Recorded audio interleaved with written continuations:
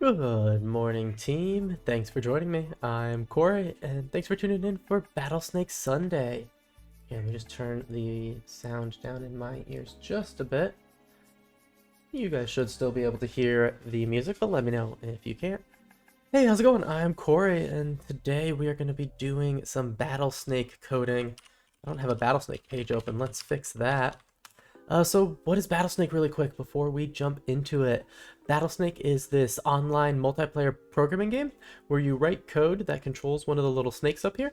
So every move, the game server sends you a post request with all of the snake positions, all of the food, and where any hazards and stuff might be. And your job is to decide if your snake wants to move up, down, left, or right. And that's it each turn. Your goal is to survive the longest and stay on the board.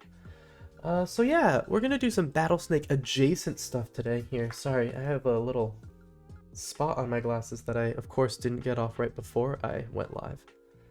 That's better. So yeah, we're gonna be working on some snake adjacent stuff today. I've been working on this project called Snake GPT for a little while. And then we took a little break because the last few weekends we've actually hosted some Battlesnake tournaments. Let's take a little detour and check those out, because that I think would be good. I'm not actually, yeah, cool. If you go to my YouTube page at CoreyJA or at CoreyJA, you can check the two most recent videos for the Battlesnake community tournament. We did the primary tournament one weekend, and then the next weekend we did the second chance tournament. And you can check out both of those full streams up on YouTube now. We went through all of the games and crowned a champion at the end. We can see here that oh, this is the second chance tournament. Awesome. Well, in the second chance tournament, AF7567, I'm not sure if I can read that well through the video, but Ben Snake was our champion there, and you can check out both of those videos on YouTube. Okay. And with that, I think we'll hop right into Snake GPT. So this is a chatbot for Battlesnake that I've been working on. It's basically a semantic search plus open ChatGPT kind of thing. So it does a semantic search over the Battlesnake docs, uses that as some context, and then uses ChatGPT with the context in the question to get an answer. So we can see the deployed version of it here, and one thing you'll notice is that it's not very pretty. But that's something we'll probably work on today.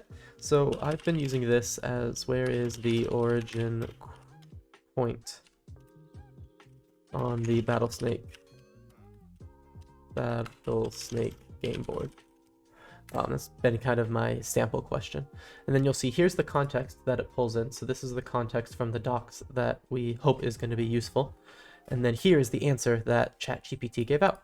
The origin point on the Battlesnake game board is 0, 0 and is located in the bottom left corner of the board. This information is available in the Battlesnake API documentation. Awesome. So yeah, that one worked. So this is working pretty well for this basic. So we are going to work on some styles today. But the other thing I think I'm going to hack on, at least for a little bit, is I'm using this as a place to test an experiment for some RPC style stuff in Rust. And like there are definitely lots of RPC frameworks, like gRPC is one from Google that like works everywhere. But I wanted something that was a little more specific. I definitely wanted to just talk JSON and normal like REST HTTP JSON verbs over the wire, because I'm really used to REST and JSON, and so like it's nice and easy to debug and stuff like that. So I kind of like that. So I'm kind of trying to lean into that, but still give me basically the ability to just auto-generate a client on the front end. And so we are working through a little bit of that. Sorry, just checking in on everything on my iPad over here.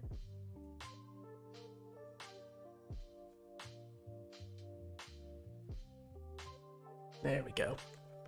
Got it to hide the URL bar that was in my way. Okay, so yeah, let's see. Let's just pull this up in code. I think this is easier. Okay, so this is the RPC branch that I have. So in shared, oh, it's in the playground of shared. I want to be able to write something like this trait with the macro is the idea. So what we're doing is I have this RPC trait, or macro, sorry. I have this RPC macro defined. And then the user, which I also am, but that's okay. The user defines this trait for their API. They are going to specify an error wrapper, but that's not super exciting. And then you define the method. So like I want a start chat method. I want it to go over this route and be a post with this as the body and this is the response. Similarly, I have this, which is a get on this route, and here you can see that the conversation slug of one of the params is used as in the route slug here. So, you know, we take this and make the actual URL to call. So very REST-like, right? A little less just standard RPC because we're doing like standard routing, standard HTTP JSON routing, which I like. So this is the goal. The goal is to write this on in this shared place, and then over in front end, you have to do one little implementation. Yep, here we go. So you have to import implement this client transport trait, which just is in shared, but it just lets you know how to send a request. And if you implement client transport, which you can see we are doing here using what is the actual, we're using just request under the hood. But this is the WebSys request. Awesome. So this is using the fetch API in JavaScript, basically. So once we implement that with the GlueNet, there we go, that's what I was looking for, we get all of the methods for free.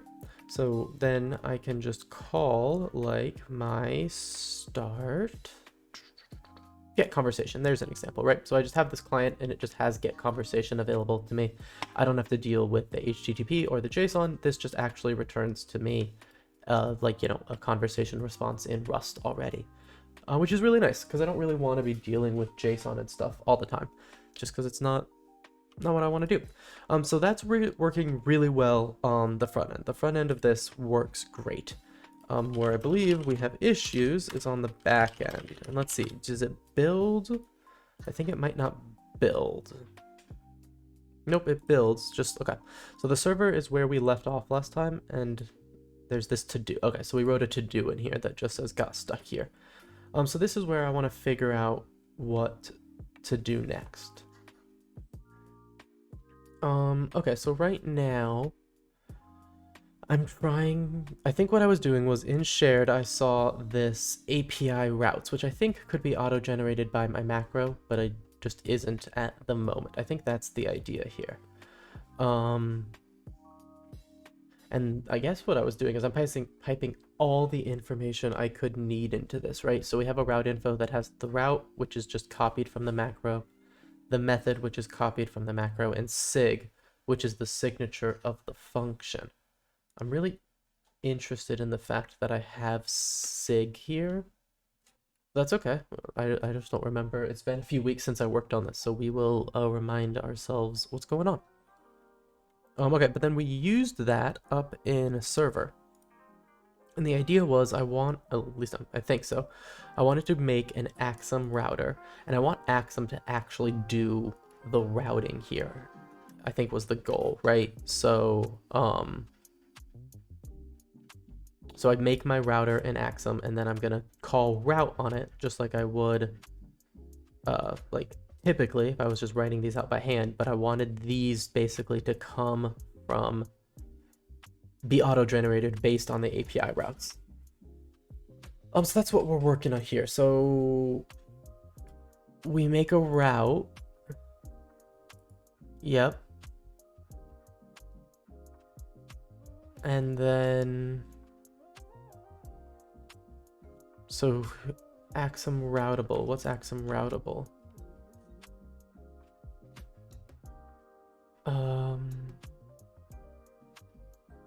Oh, this is just the thing that implements my API.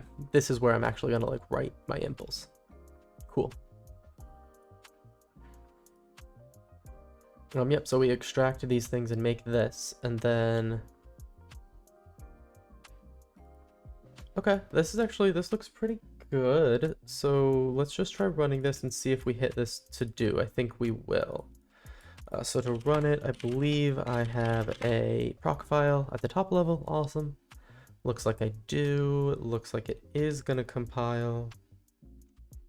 Awesome. What did the server just debug out at me? Oh, the route infos. Okay. Server source main.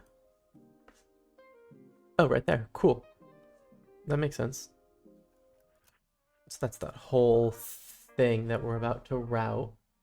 Okay, this actually looks like I'm reasonably close. I'm not sure if I'm reasonably close to having this be something extractable, but I think I'm reasonably close to having this work at least right here.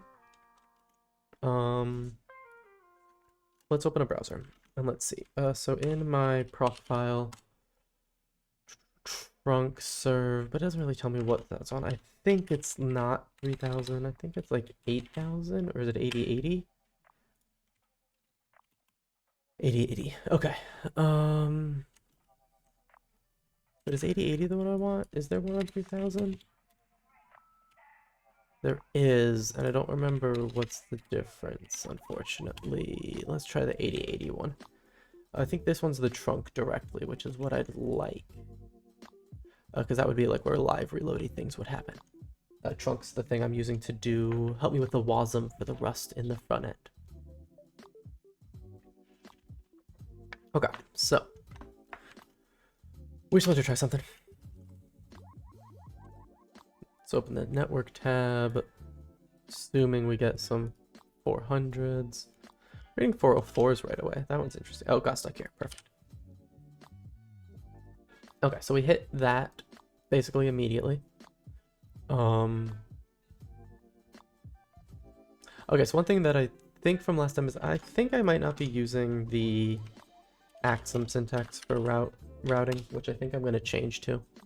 Which means I'm probably going to have to change some stuff. Yeah, because they do captures differently. They do things like this.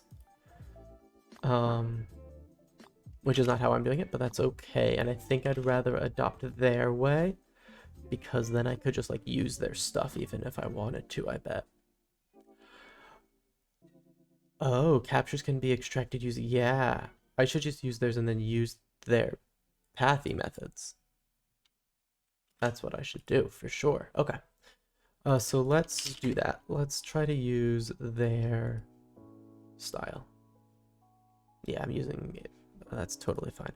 We're using some nightly only features for this. Okay, so this is not that. I want conversation slug to look like that. And then I think in my macro there's stuff. That's probably where stuff would need to change for this. This macro. This looks wrong. And by wrong, I mean this looks like what I think I want to change, but I don't even know what that's supposed to be doing.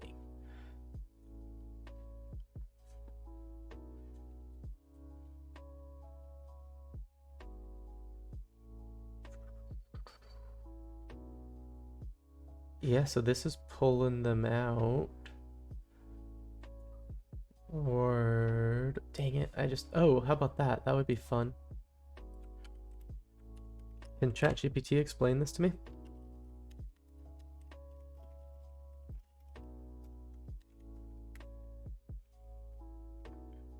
Is used to match a specific pattern within the text. Let's break it down step by step. That match the literals. Yep, okay, so define a capture group. Start of a character class. Caret symbol negates the character class. So we're looking for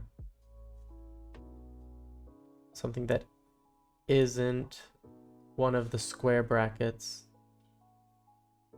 and is a word operator one or more times. To extract content within curly braces while ignoring any square brackets and matching only word characters within the brackets. That's pretty cool. Okay, but that is cool. I like that it explained that to me really well, but that's not exactly what I think I want now. But also, I'm in macros now. No, macros doesn't want to have to rely on Axum's routing stuff, so I think we are going to regex it out. But our regex is going to be different now. And I think I kind of just want to do something simple. I think I want to start with something simple. I want to match on colon and then start a capture group and then do a word character repeated. Yeah. And then like have a slash at the beginning and a slash at the end.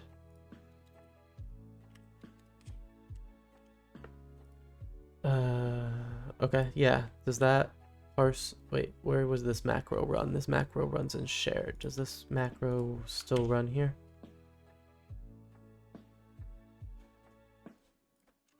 CD shared, cargo run. Oh, that cargo build. And then I should also, I guess, go to front end where it gets used more.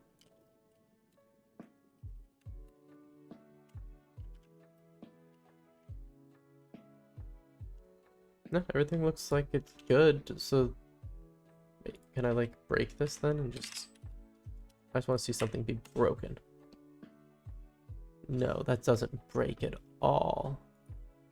But that makes me worried because I feel like it should break a little bit.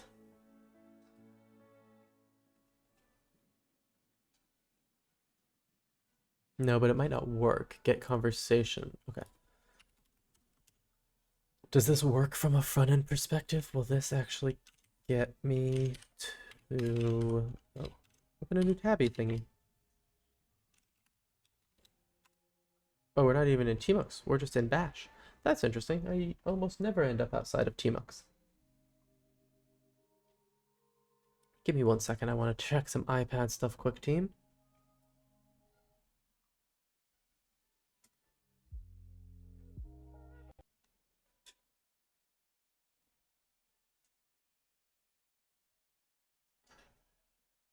Awesome. Okay. Sometimes I just want to check my audio, but we are good to go over there. Okay, cool. Okay, so let's just see if this works. Okay, so okay, and then I had to mute myself because I had myself playing on the iPad still. Okay, but let's. Oh, I don't have new tabbies because I'm not in Tmux, which is interesting. I could just make a new terminal. Because I did think recently that I might not want to be in Tmux quite as often in VS Code because I'm kind of fighting against some of the VS Code things, I feel like. So maybe it's good to get used to doing it without that. And when I do think that I paused the music, let's get that started again. There we go. That's much better. Oh, okay. And let's get rid of this debug that I have here because it's way too much.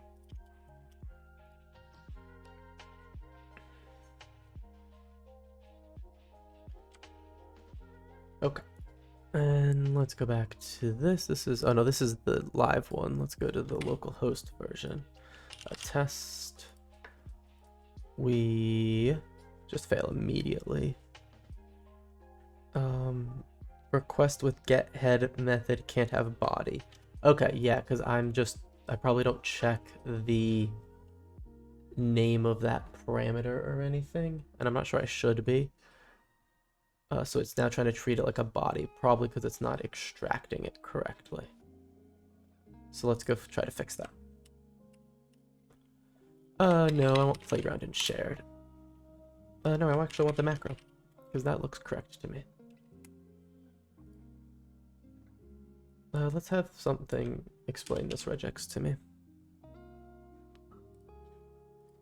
Explain this regex. See if it thinks it's valid. Break it down, matches the literal characters. Okay, so that's not what I want. What if I just stop trying to do that part? Let's just do the colon and word thing part. That might be better. Let's close the live one and move my local one up. Okay, so we're still blowing up at the same place. Failed to fetch, failed to construct, request with those can't be. Yeah, okay.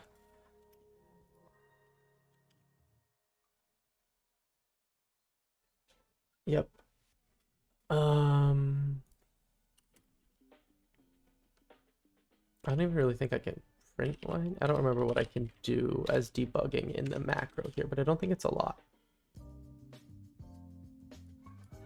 Oh wait, did I see that? I think I might have. Oh, awesome. Conversation slug got extracted exactly how I wanted it to.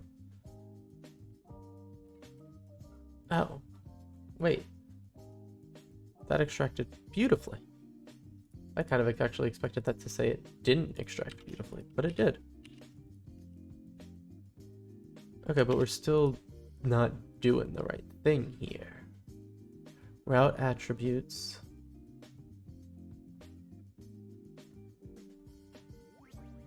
Okay, so let's print out this other thing here then, the x.pattern.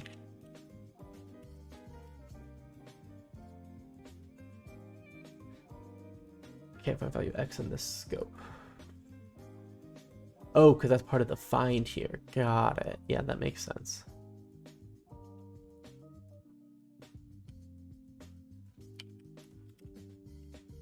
That's going to be a lot, but if it works, it works. I think I might want to stop this and just start doing CD to front end cargo build. The live reload's a little too much for this. I want that. Yeah, there we go. Pattern type. There is something called body. Oh yeah. When there's nothing, there's something called body. When there's this, there's something called conversation slug. Yeah, so like, you're even probably finding this then, aren't you? Body attribute.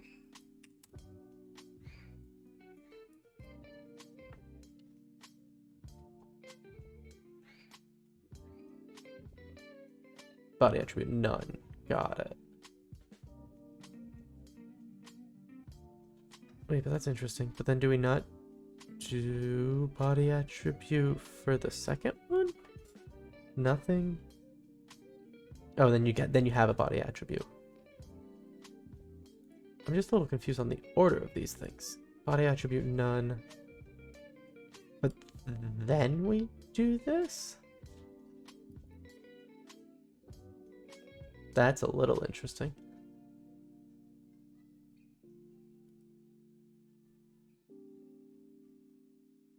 Is it repeatable? Not sure that's even relevant, but it's interesting.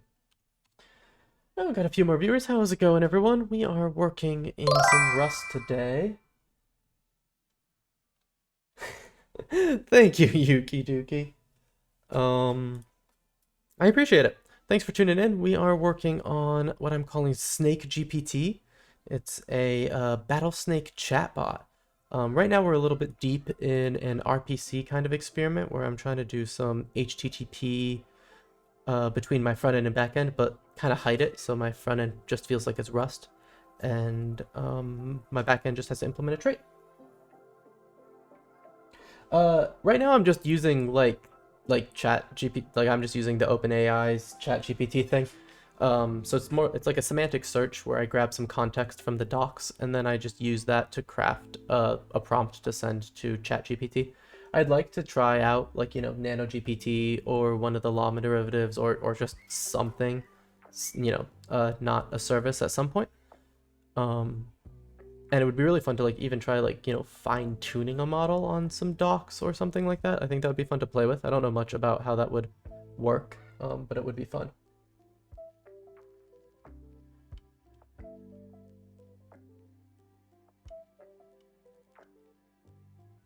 Yeah, so well, I haven't looked into Nano GPT, but I definitely will. I know that is a self-hosted, that isn't an OpenAI service. Right now I am using ChatGPT though, the service. And yeah, I'm not trying to actually train a snake to be able like, you know, to run a snake using one of these language models.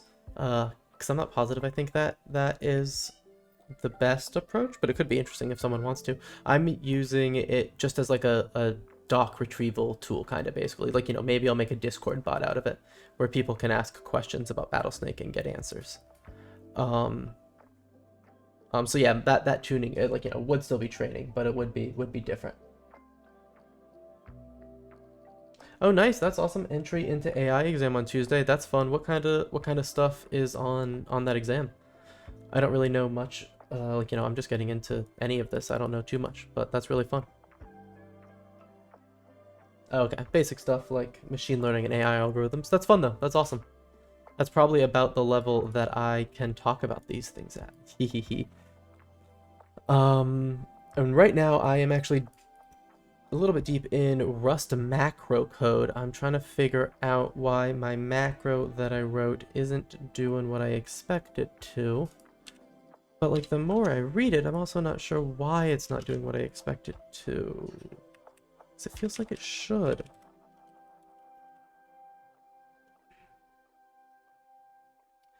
Very basic. I think also have a network management exam. You know, setting up routers, switches, VLANs, firewalls. Oh, that's fun. Yeah, that's cool stuff. I don't know about like the physically things as much. I would love to learn more about like the physical networking, you know, routers, switches, even the VLANs and firewalls are stuff that like I kind of know of, but I've never had too much experience with, so it would be fun to play around with at some point. I'm still doing the same. Wait. End of file while parsing a value. That's different. Okay, so what happened there? Okay, so we didn't replace it correctly. That makes sense. How do you think those tests are gonna go on? You said Tuesday, right? You got a few more days. You feeling ready for them? Okay, so this is parsing, right? I think what makes sense that isn't happening is the replacing. Yes, it's this, because string format. I see, because I wanted, that makes sense, because I wanted to match the Rust string format way of doing it. I think I can regex replace this, though.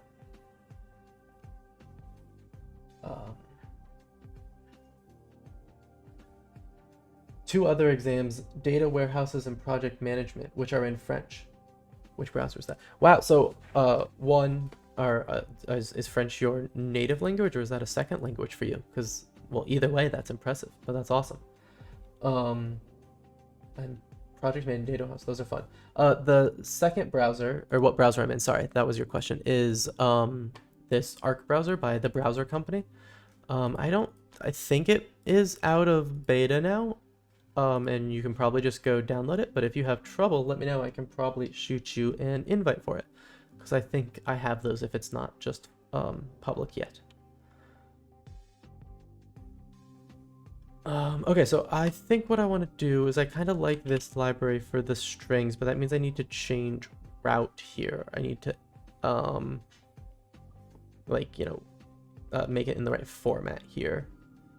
So let Rust format style route equals route. No, so I want to do something.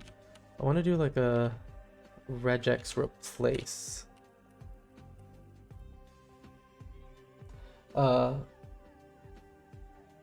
Oh, see, yeah, the sidebar is one of the things that I actually explicitly really like about this browser. So, you know, everyone has their own preferences. But yeah, I really like the sidebar. Another thing that like goes along with the sidebar that I really like is there's this, well, and this isn't really about it being a sidebar, but I like it. There's this line that I'm not sure if it's easy to see on stream, but it separates my permanent tabs up top from the like ephemeral temporary tabs up down bottom. So these bottom ones actually will get cleared it's a setting, but I think I have it at like 18 hours. So basically every day I get a new set of bottom tabs. But these ones will hang out forever, so I can like move something between them, or decide it's temporary, or just clear all my temporaries. And I really like that. That was I like that feature a lot. And can you collapse the sidebar? Yes, I can click the collapsey sidebar feature and go this way.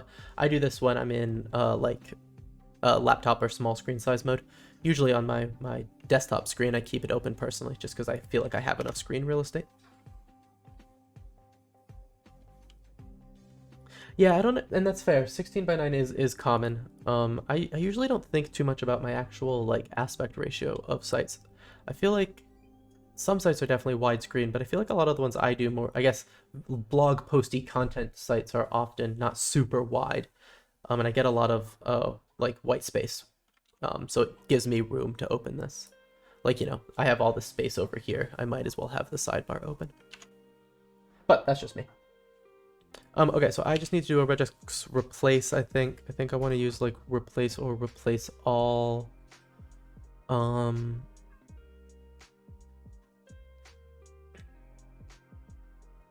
Where's replace? Okay. Replace. So I can just replace it with. There we go. Okay, cool. So anything that is the replacer trait will work. Awesome. Ooh, okay, so I can do named things. If I make named captures, I can refer to them this way. Can I do that with unnamed? Because like I kind of just want to... Yeah, I can do that like this, I think.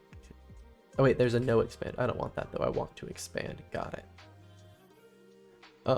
I bet I can just use... would produce the same result. To write a literal two doubles. Yep, awesome. Okay, so I think I can just do a replace thing. I'm gonna grab another lazy static down here though.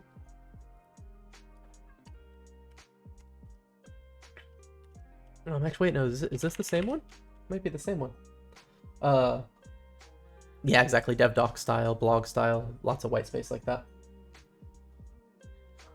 Yeah, that was PHP vibes with the dollar signs before it. Yeah, it's right. That is, you know, I don't know. In regexes, I kind of think I'm just immune to different characters. Like everything is. There's just so many random characters. I didn't even blink at that. But you're totally right. That is a little like a weirdish syntax for that.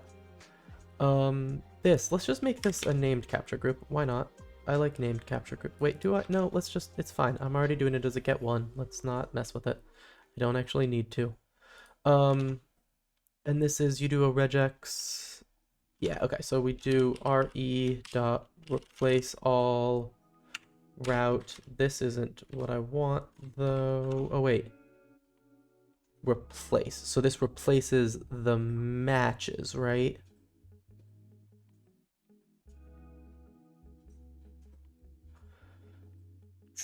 Replace the leftmost match with the replacement provided. Yeah, and I'm gonna do replace all. So I think it's just gonna be that.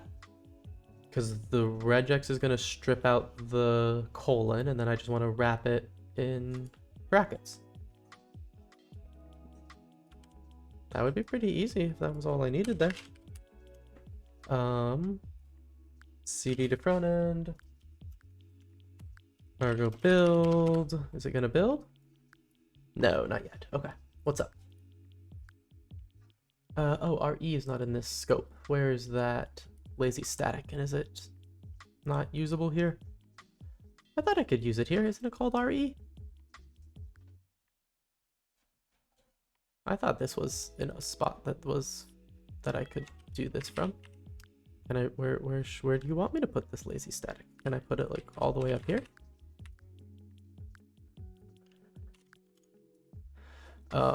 This is like the route regex.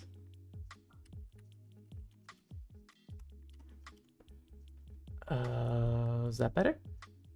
Now do you know about the route reg? Oh, this is inside the, I don't want that here. I want that here.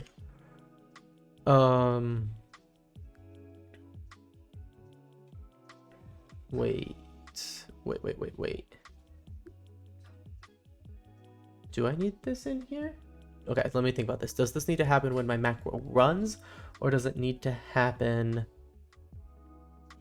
This wants to be, I want to do one of these things to put something here. So this actually wants to be Rust format style route. Because this is a cow of a string, this will just put that there, question mark. Is that right? Cool, it compiled. It's a good sign.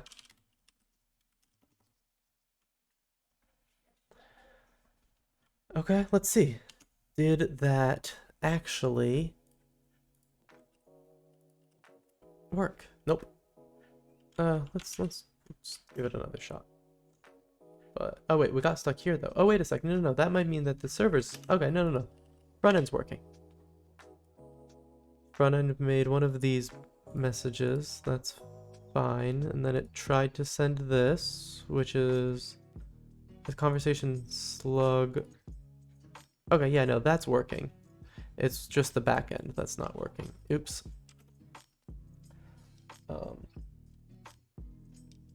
Ooh, you want to learn game dev? That's awesome. Any oh, instead of web dev? Yeah, that's fair. I'm a web dev by, by background and everything, so might be a little biased that way, but game dev does sound fun. It sounds like yeah, well, there you go. You said what I was just thinking, right? It does sound a little mathier, right? Or at least some of it's are. I don't think all of it is though necessarily, right? But like the lower level like graphicsy things might be more mathy. But I don't know. I bet like, day-to-day game dev might not be. Any like, the big names are like Unity and stuff. Is there anything you're looking into in the game dev world? Yeah, I like indie stuff too. I would love to just make indie software and like, make enough of money to be, yeah, no, like you said, like a very comfortable, like, a good comfortable living, but I don't necessarily need to be like making super large amounts. Yeah, I would love to make indie software. Not like just personally, not games aren't the thing that excites me the most, but not opposed either. The math is more used to code basic stuff like movement, calculating velocity, speed, etc. That's fair. I guess you do probably need those like physicsy, mathy things for that part of stuff. I hadn't thought about that.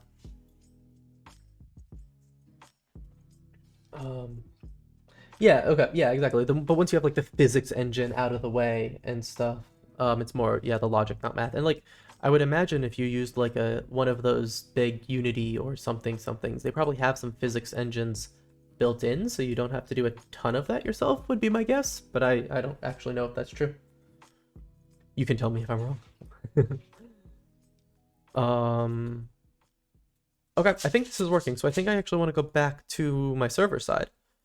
And on my server side now, oh, now these things are things that you should be able to understand. Oh, I like this. Okay. Unreal's visual coding. Your movement is already coded. You just change values like coding from scratch. Oh, I can understand the code better. Yeah, that's fair. I haven't looked into it, but I don't really know. Is it just if you really want to use their physics engine stuff? Do you use their their UI kit? I kind of assumed you could do it in code as well, but I have no idea. But I agree. Well, I'm not always like I love coding from scratch. I'm doing it mostly in some of these projects. Um, but it is sometimes I like using a framework. Sometimes I do think they provide a lot of niceties. But I totally understand the feeling of wanting to code from scratch. I do love doing that. Hello, unknown 2501. Just got DNS spy. What's DNS spy? You can code using you can also Visual Studio Code. Yeah, see, I would go the VS Code route. I always like my code being in code, or even like if it's a visual thing that just like is code at the end of the day. So I like source control. I like being able to commit things. So as long as you can output to me a source codable thing, I'm pretty happy. Reverse engineering program. I have VS Code community. Oh, cool. Nice reverse engineering program. Nice. So what kind of reverse engineering are you doing, or does that help you do? I just don't really know. Oh, so this just pulls all of the params into a hash map. I did forget that I could do that. Oh yeah, because then I was gonna just do something like RPC. Yeah, okay. Well, these methods don't exist, but what if they did?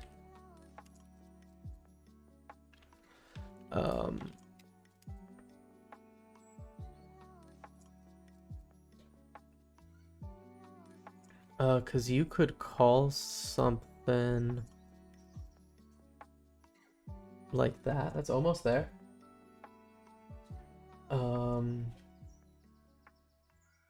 Oh, okay, I see. I see. This is all related conversations. I understand. You can use DNS Spy to debug Unity games and stuff. I just that went over my head. Thank you, chat, for catching up.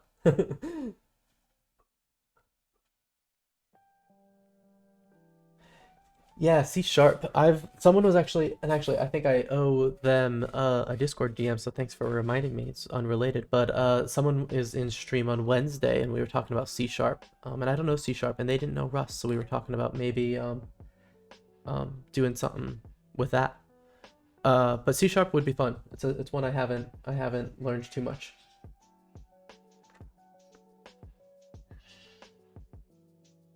The trifecta. I like that. C-lang, C++, and C sharp. All the C's. There's probably more C's, but you know. Okay, so I don't have this call method. Do I want this call method? I don't want this call method because I know which route I'm supposed to be calling right now. And RPC, this is the thing, like I could just do RPC dot like, yeah, okay, I can just call these methods right now because I know what they are. Perfect. What is Snake GPT? That is a good question. Let me zoom out. I like that though. If it just talked to you in Snake language, we could probably just play around with ChatGPT and get us to do that. So Snake GPT is, well, let's go to the live version because it'll actually work. It doesn't look very pretty, and we will see if I can get past this Rust macro stuff and get to making it look pretty. But the idea is it's like a semantic search plus a chatbot, right now just ChatGPT. But the idea is it can pull stuff from the Battlesnake docs and then answer your query. So if anyone has a Battlesnake question to try it out with, let me know. I know, I need some tell me what, I know, I have some CSS, and what's even worse is it's wired up for CSS. I'm pretty sure I even have Tailwind in here, so yeah, I have Tailwind in here, so I can just throw classes on things. Oh, Cries and Tailwind, are you not a Tailwind fan? I'm sorry, I like Tailwind a lot.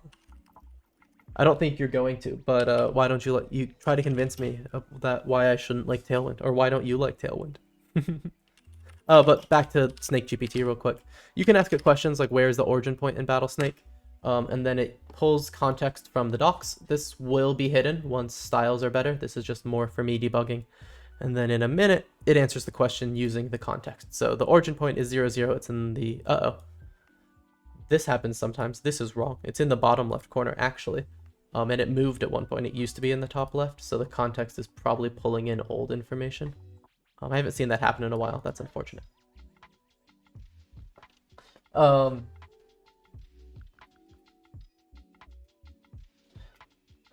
You want this to be dark mode? We can dark mode this up pretty quick. Yeah, the class property is becoming too long. Yeah, that's fair. Like, you know, I think it's trade-offs all the way. I like Tailwind because I hate naming classes. I really don't like coming up with wrapper and inner wrapper and, you know, all of the awful, and that just could be, you know, I could just be better. I could get better at naming, but I'm not, so that's why I don't like it. But yeah, we could throw some. Let's switch gears. Let's switch gears. Let's go back to this to do so it'll compile. Okay.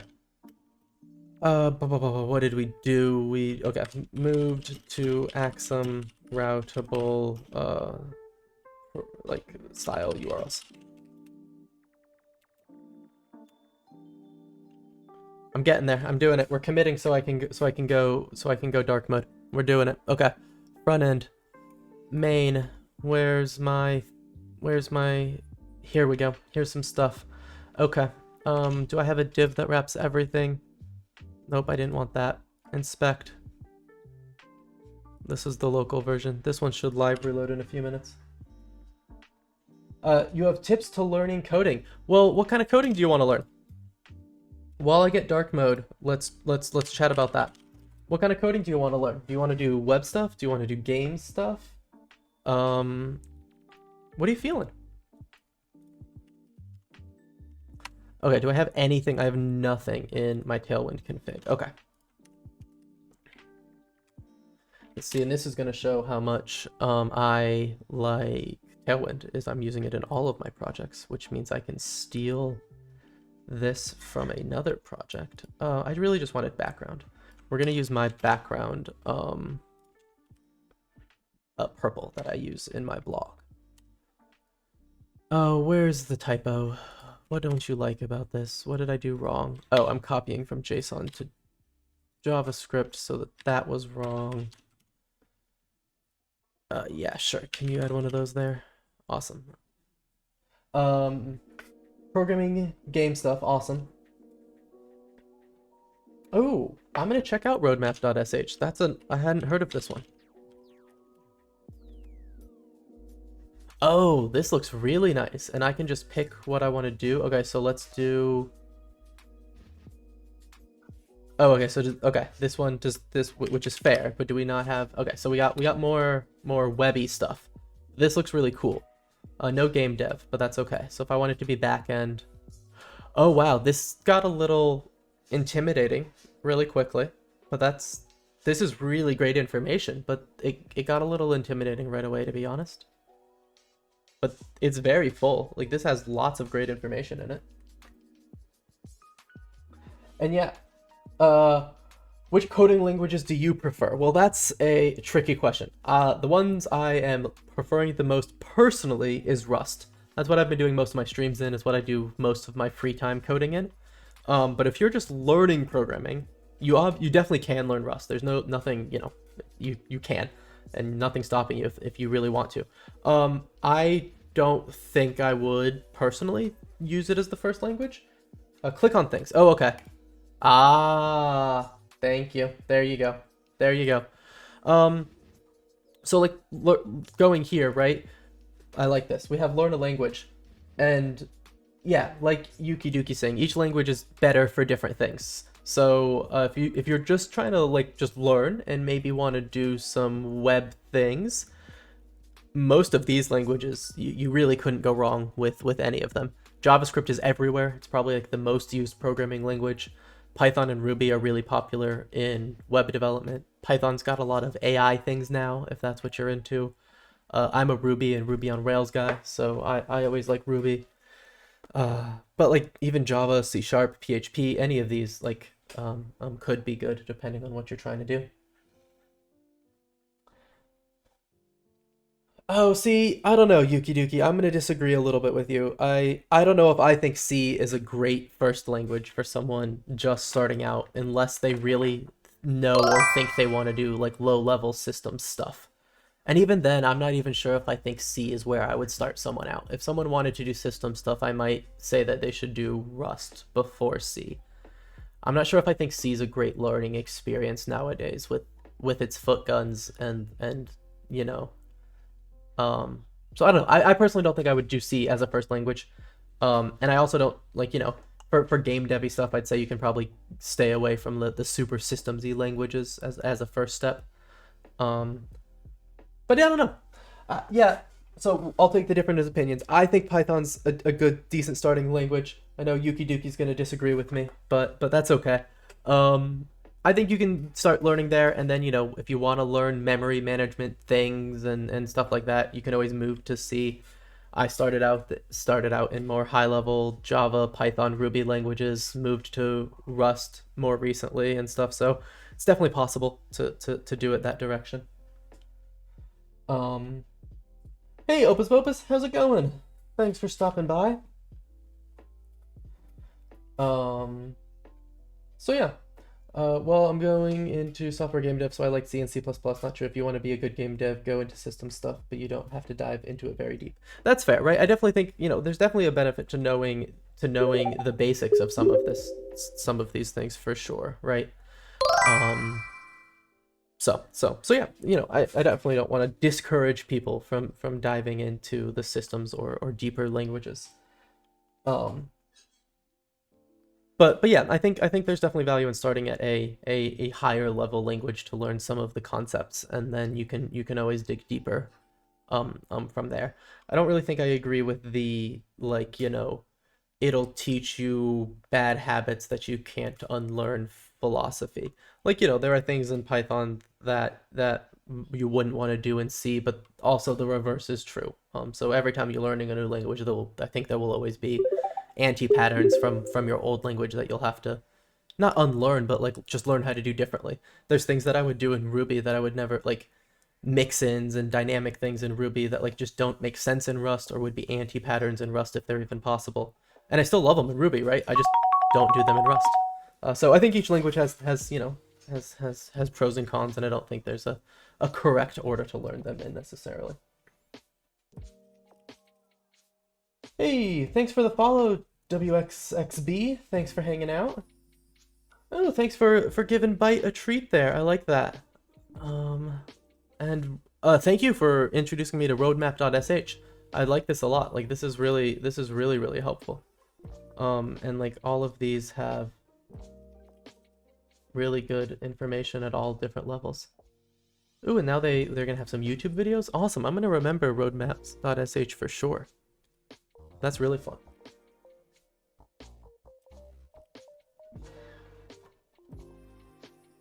Yeah, I think that's a decent idea, Yuki Duki, right?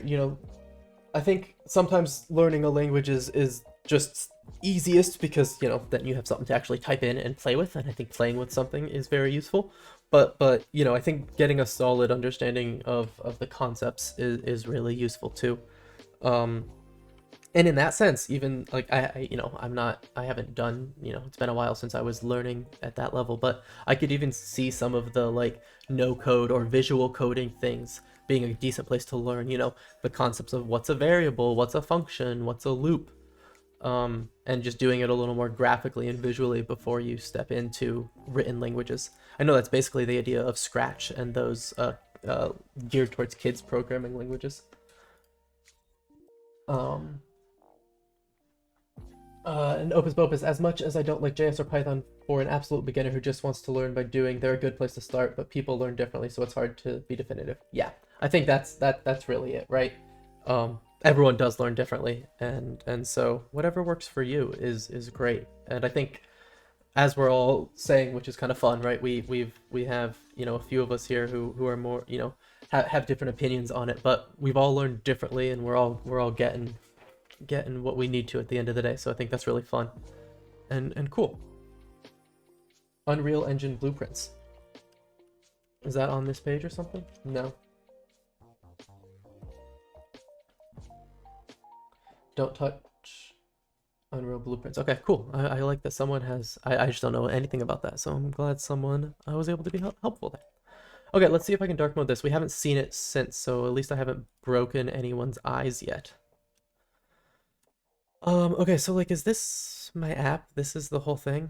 Yeah, okay, so like, where are divs? Oh, I might have to bring it up without dark mode, sorry. I just need to like look at where divs exist. Do I have a div? Yeah, that's that div, then I have the body. Oh, I need to put things on the HTML. That's what I need to do. Class equals, background,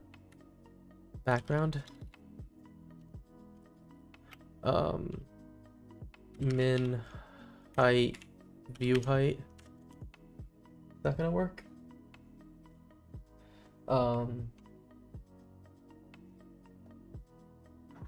Oh yeah, Opus, you were mentioning that last time that you started from Minecraft, wanting to do like learn about Minecraft modding. That's super fun. Okay, so neither of those worked, either because they didn't Tailwind. Nope, it doesn't look like that's the case. Well, those are Tailwind classes. My Tailwind not configured how I thought it was?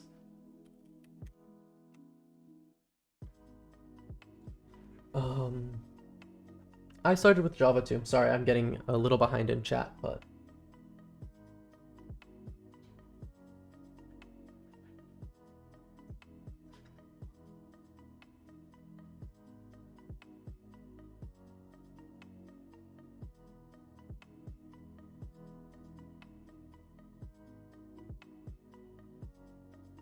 Oh, your chat got held up by AutoMod there, unknown that you copy and pasted from Google.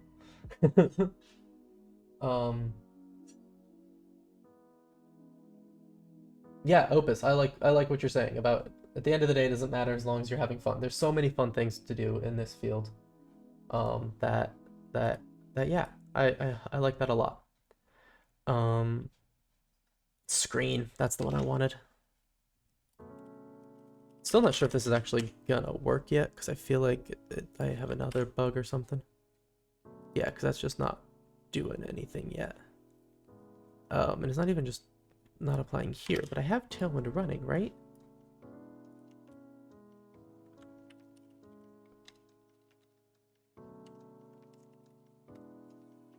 No, I don't.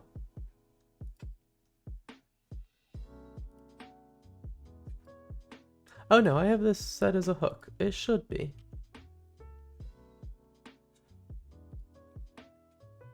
It says it should be. But like it also feels like it's not.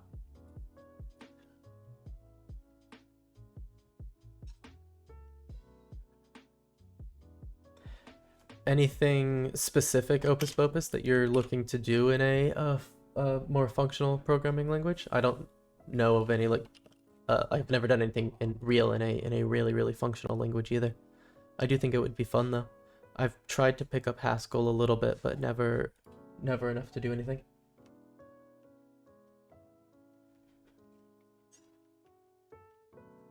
Oh, that's funny. Well, I haven't done Android to know about Visual Studio. Um, um, well, I guess I kind of know about Visual Studio because that's just a JetBrains one, and those ones do use a lot of RAM. Well, but I'm a Ruby web dev, and RAM is definitely what we end up using. So I've had to get way more RAM than seems reasonable for things just because of being in Ruby, which is kind of funny to me. I wasn't doing backend things. I got distracted, but I'm trying to figure out why my Tailwind isn't working. Because I think it should be.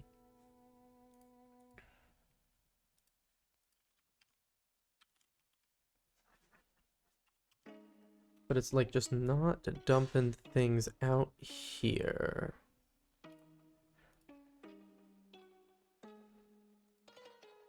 And I wonder why. Where's my... Ah, that'll do it. I also need it to look in this index.html file. Yeah. Index.html. Because that is where my actual thing lives at the moment. The like base HTML file.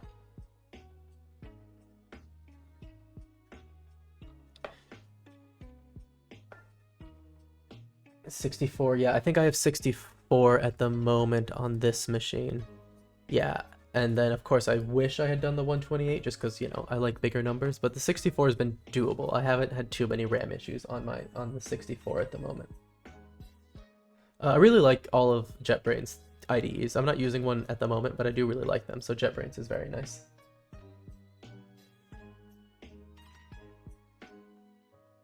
Ooh, nice, Opus Bopus. I'm a big fan of HTTP frameworks. I actually, well, I've been thinking, I've started this a while ago and then put it on a back burner, but I think I'm gonna start it up again, so I'll say it on stream as a way to get myself to think about it more. I think I want to do a like online video course, like interactive course about building a web framework or HTTP framework up in Rust. So like basically a very simple hyper and then maybe even up to the Axum web stack. I think would be a really fun like course kind of thing to teach and run through. So I might do that soon. But yes, I know. But well, now this is now I'm on the M1 and M2 train, and those ones are actually I'm not positive they're overpriced anymore. I think the new Apple Silicon is potentially better to not being as overpriced as Macs used to be.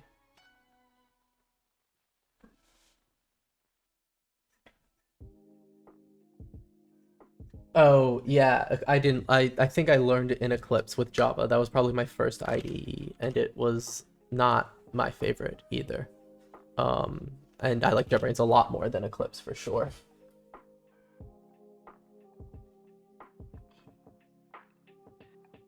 Yeah, the Apple Silicon is crazy. I've like it really has like made their things. Like I used to say that too, that like, you know, I would buy a Mac knowing I was buying a 2 times overpriced hardware. But like that's really not the case anymore. The Apple Silicon is like really good. Um, it is an ARM processor, yes. And what's really cool is that I thought that was going to be awful. I was really scared at M1s. I've kind of like informally run the like laptop setup and making sure everyone's laptops work correctly thing at my jobs for a while now. So I was pretty worried, to be honest, when I heard about the M1s, because I just thought that them being ARM was going to make everything not work and everything be awful. But I was happily surprised that, like, one, Rosetta 2 did an amazing job, and things just mostly work if you're willing to do that. And two, all the developers who like Macs made sure that the stuff worked way quicker than I was expecting.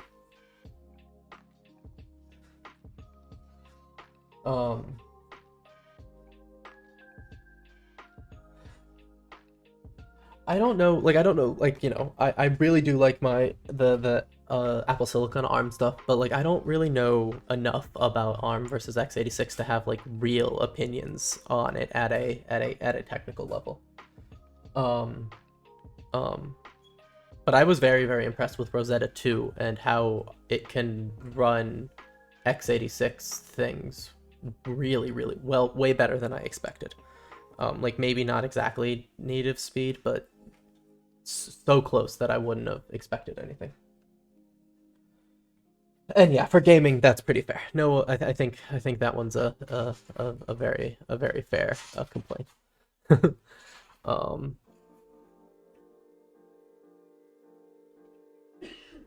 Yeah, well, and the other thing that's kind of like not super related, but kind of related is in this space is that I've heard a lot of people that like Windows, or one of the things that I've heard is that Windows is their favorite Linux distribution nowadays with the Windows Linux subsystem stuff, where like, you can run a gaming PC for Windows and then use the Linux subsystem stuff for all your dev stuff, and it's like pretty much like Linux, or it really is just a Linux VM basically, I believe, which is pretty cool.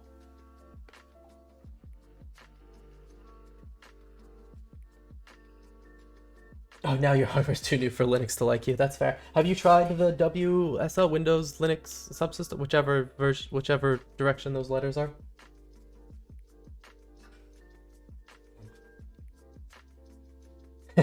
See ya, Yuki Duki. Go configure some routers.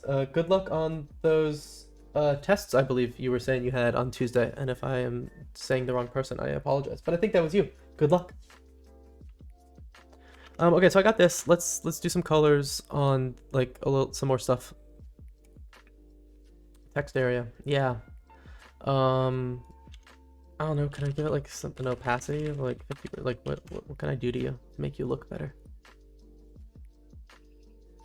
Yeah, that'll work. Oh, actually, that's gonna make the text. Okay, so that's not really what I want. If anything, I want like background. And then can I like do, I think this is a thing I can do. I can say like it's like 50% background or something. Maybe not.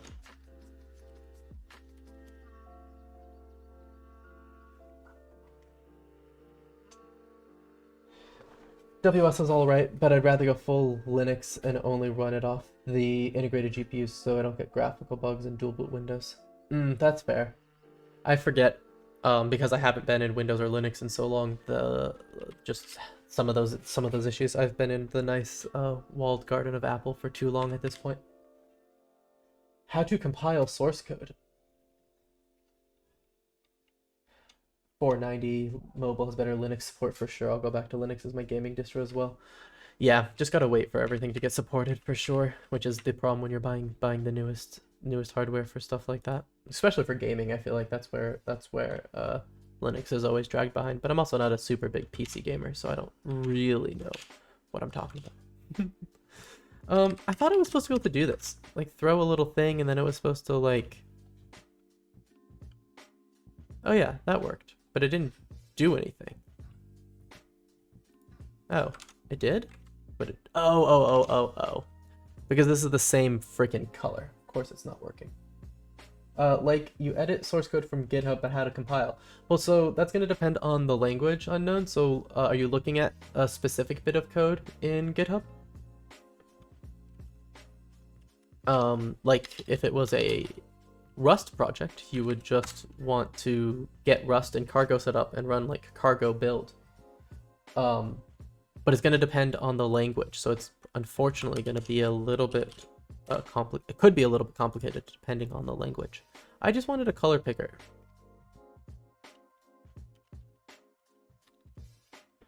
I thought if I just typed in an RGB number, I would just get a nice color picker.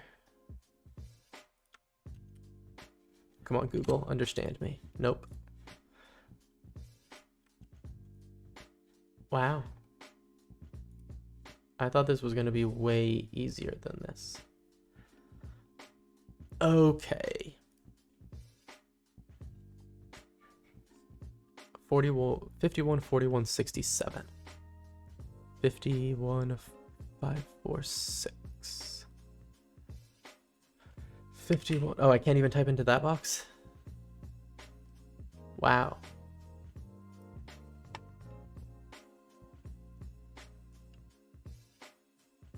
Wow, this is like way more difficult than it should be. Oh, well, that is the wrong RGB color, so that's fair. There we go. Okay. And let's do like a yeah, let's try like this color. For like text. No, so this is like light background. Light background.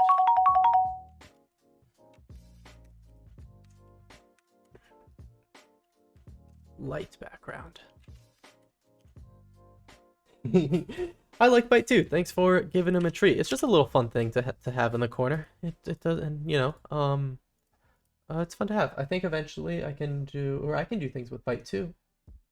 What can I do with Byte? Is it any different? No, not really. I can give him a drink though.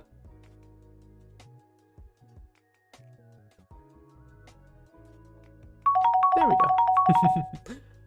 Okay, so light background. Let's throw that on here.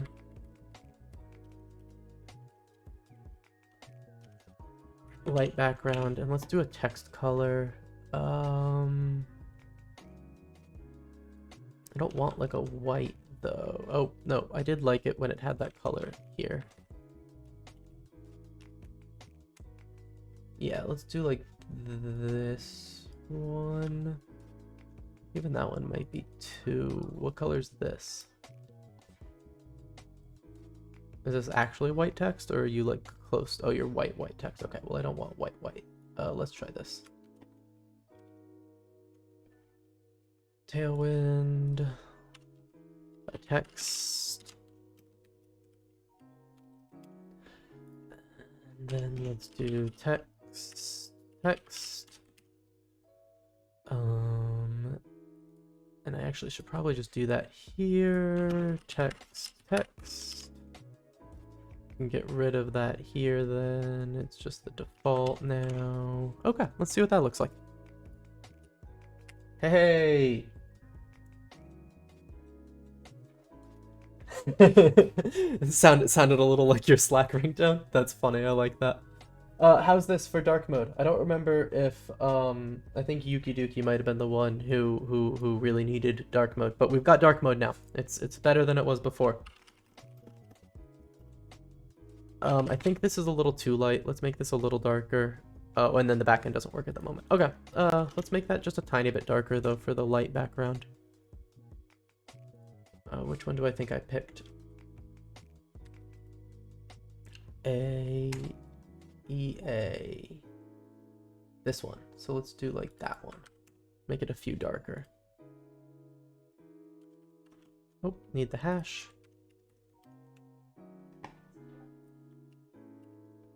Is that better? Ugh, I don't know if it is. Why is the placeholder text not the right color? What do I need to do to change the placeholder text color?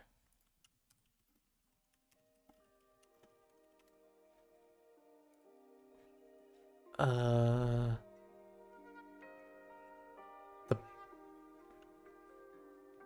change this, I can. Oh, interesting.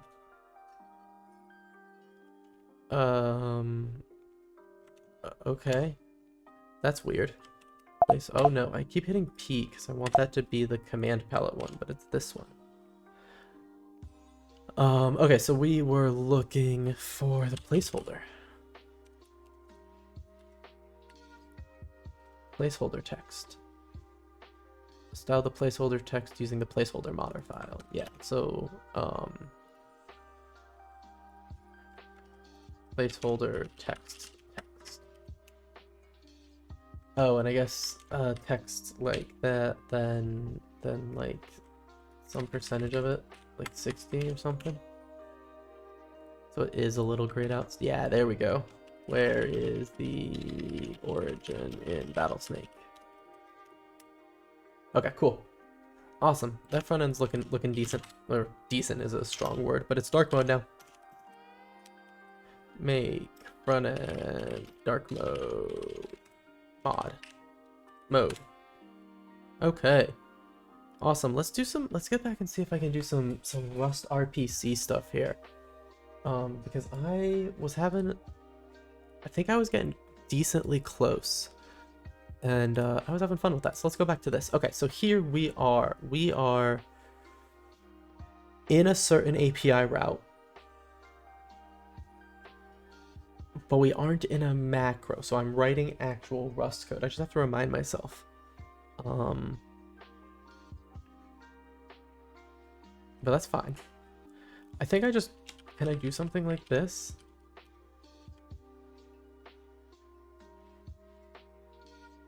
I don't really want to have to define this though. But the macro could do this for me. Like maybe that's where the macro comes into play. All this does is use route. Right now, the only thing that I'm using of this here is that. It feels like there's definitely more that I have access to. Because like here, I have access to the signature.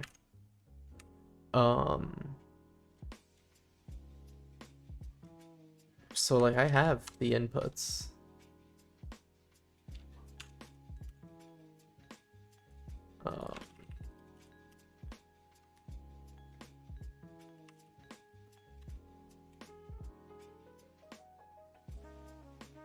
Nope.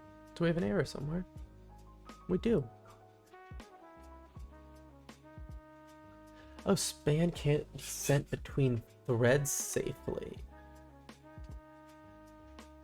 Interesting.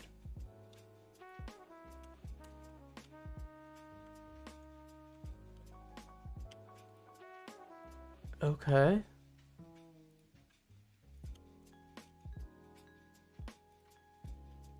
Why is that? Because I don't even do anything with this. This is just a for each loop. Like I'm not holding it across on a wait point.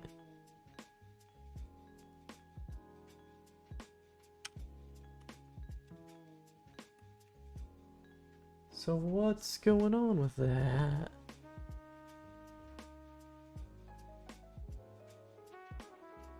This is just the wrapper. Yeah, that's weird.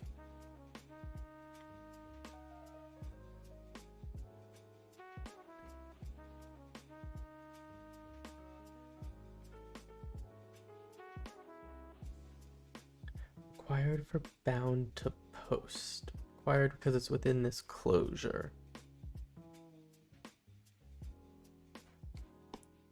Send, it has to be send. Interesting.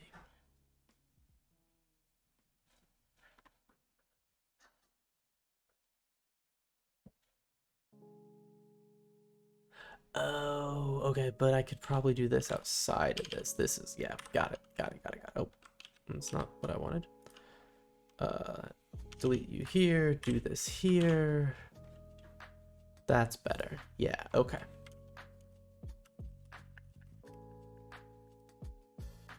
Yep, okay, that makes more sense. And now I can look at all the inputs and yeah, okay. The slug is conversation slug. Yep, okay. Okay, let's go to the macro because this is where I'm doing things that are like this. I get the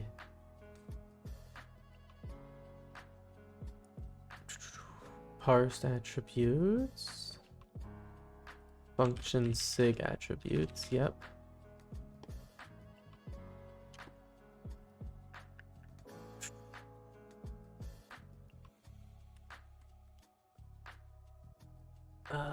R.sig. Oh, okay, you can rely on sign here, that's fine. Ergo add sign.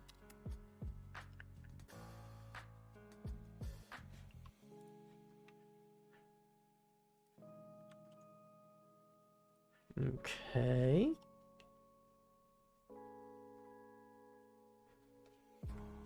Debug. Reference to fun sigs. Yep.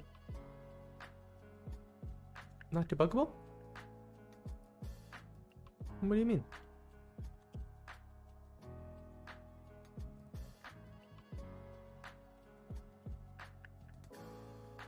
What?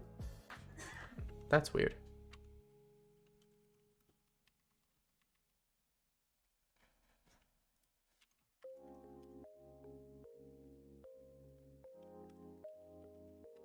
Overmind S. Okay, let's see what we get debugging out of this here. We should see the function signatures. Like, this isn't actually going to do much. It's just going to get everything in the right types for me.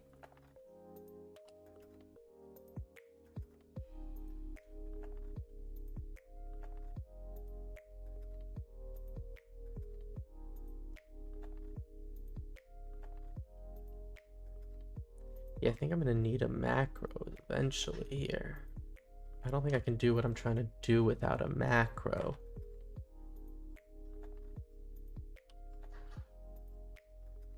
But I guess I could just do, oh, maybe there's just an RPC call macro that I could write there that just does what I need it to do.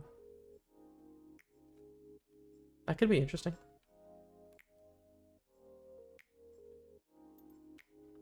No, I'm not sure that works. Let's just keep going with what I'm on at the moment, and then we'll move on later. Okay, test, submit. Yep, we got the function signatures. This one has no attributes.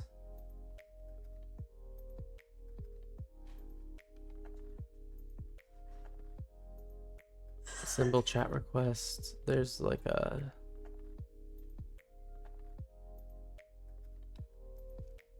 slug. There it is. Ident. A pattern ident. Yep. Yep. Pattern and type. Those are the two things basically. Cool. Cool. Okay, so I have the pattern and the type. But that doesn't help me because I'm still in actual Rust code. Are you using foreman in Rust? I'm using Overmind, which is a foreman like clone basically. Overmind is, I think it's actually written in Go, but that's not super relevant. It uses Tmux, so like it's a proc file manager with Tmux, so it like opens them all in Tmux. It opens a Tmux session, and they're all panes. I think that's the right words there. So it's the one I've been using for proc file stuff. I like it. I like having a proc file for local things so that I can run like multiple processes at once. I don't use it for deployments nowadays, but I like it locally. There's also HiveMind if you want something similar but don't like the Tmux integration, but I specifically like the Tmux integration, so I like Overmind. Yeah, exactly, and it is not Ruby. It is like yeah, it's Go, so it you know, is just an executable that you can play around with or drop around. Yeah, I love proc files and Foreman. Like, it is really nifty. And so I've been using Overmind for a while now. That's actually what we use in my Ruby shop for it too. So even in Ruby, I use Overmind. Just adds some niceties. I don't really know what I want to do here. Okay, so I know it's been routed, and we've extracted the params. But I still need to call them by their correct names.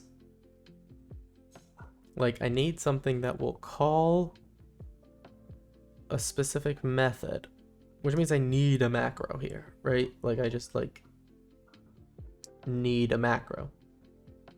But I can write a macro. That's not super hard. I can't pass a runtime. Yeah, I can't pass a macro to something, though, and have it pull those. Like, the things I can pass to a macro have to be, like, static if I want to be able to, like, inspect them more and do rusty things on them.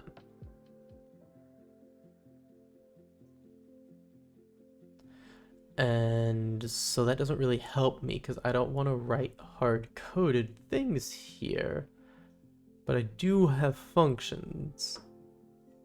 The answer is maybe that this whole thing just becomes a macro call of some kind. But then I don't have a way to give it the stuff it needs.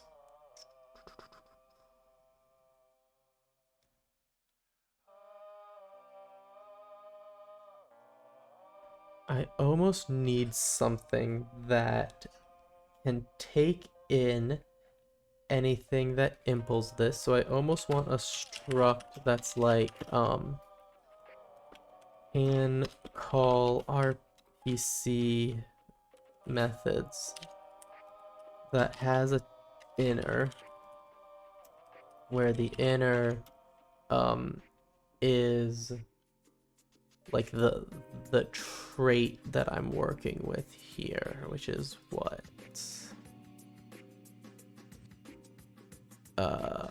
API. I should move this to API if I'm gonna okay. Take that away, put it in here. Nope. That one. Okay, perfect. Okay, so if I wanted to have this struct, this implements API, and then yeah, it has an inner. Because what I want to do, and I'm not sure how to do this, but it would be cool if I could impl this thing for T. That's fine. Write a function called call. It takes in a self method string and then body. I guess this can just be an option of. Yeah, see, this one gets hard because, like, what do I pass to the call method? Let's just keep writing. Maybe it's a body of a string and params is a hash map from string to string.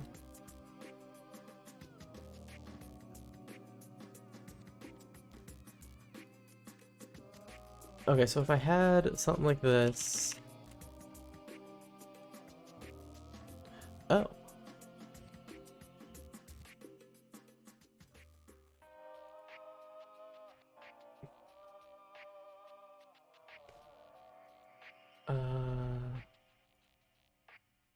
Yeah. So this is like body.map body.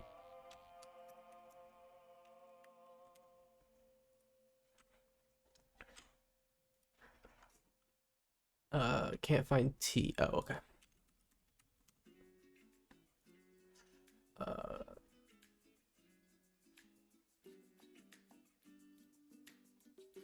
Wait, what? The trait found client transported required for T to implement API.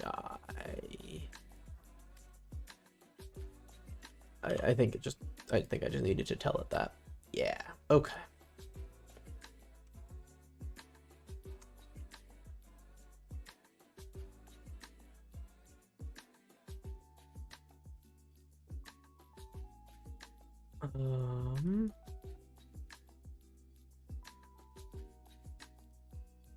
Oh, actually, have you heard of Daiquiri? It's honestly incredible for authorization in web apps. No, I haven't. web app auth.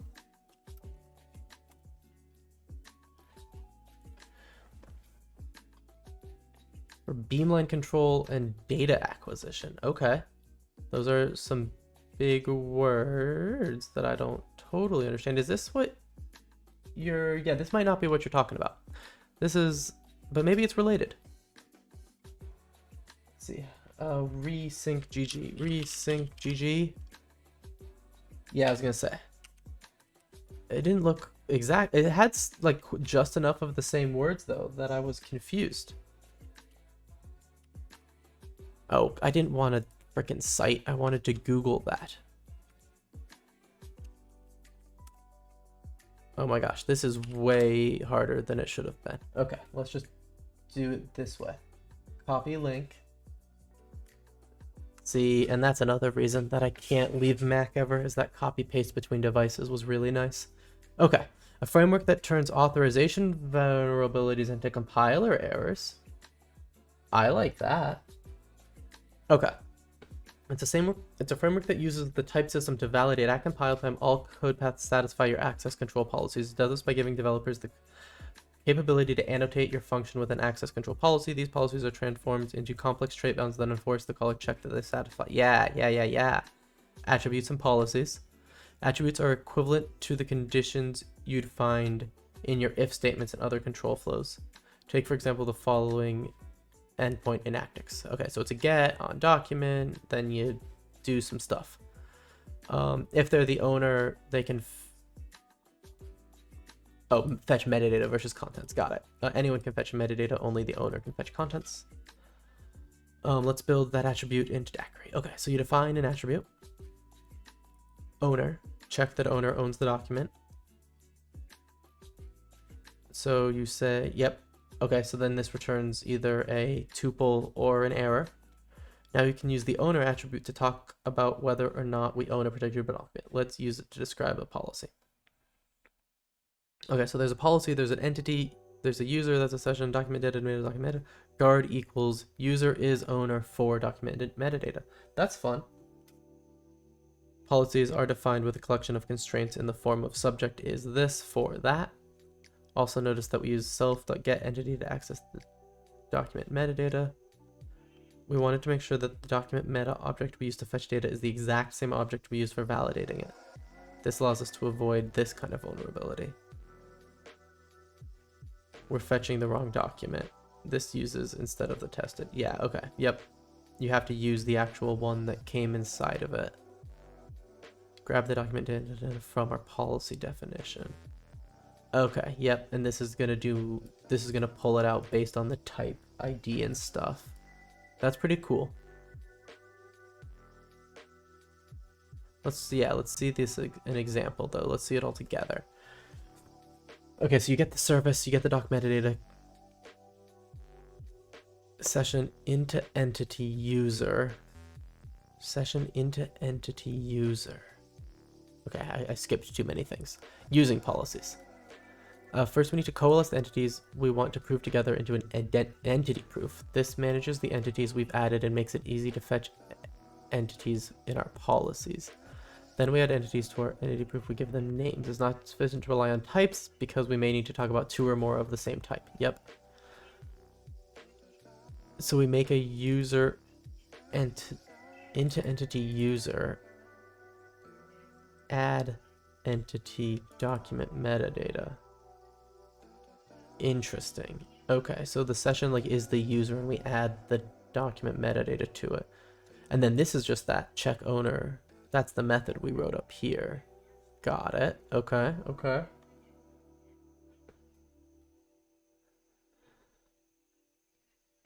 Prove our properties user owns document metadata, call the protected function. Yep, because you do it off the proof. Yep.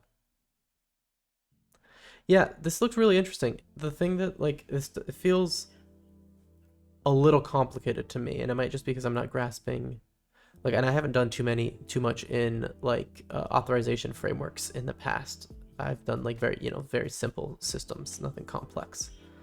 And I think this gets into very complex stuff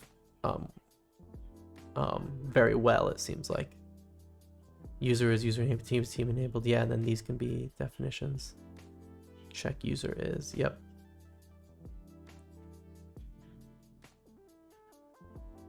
Oh, and this just does is enabled. Okay, interesting.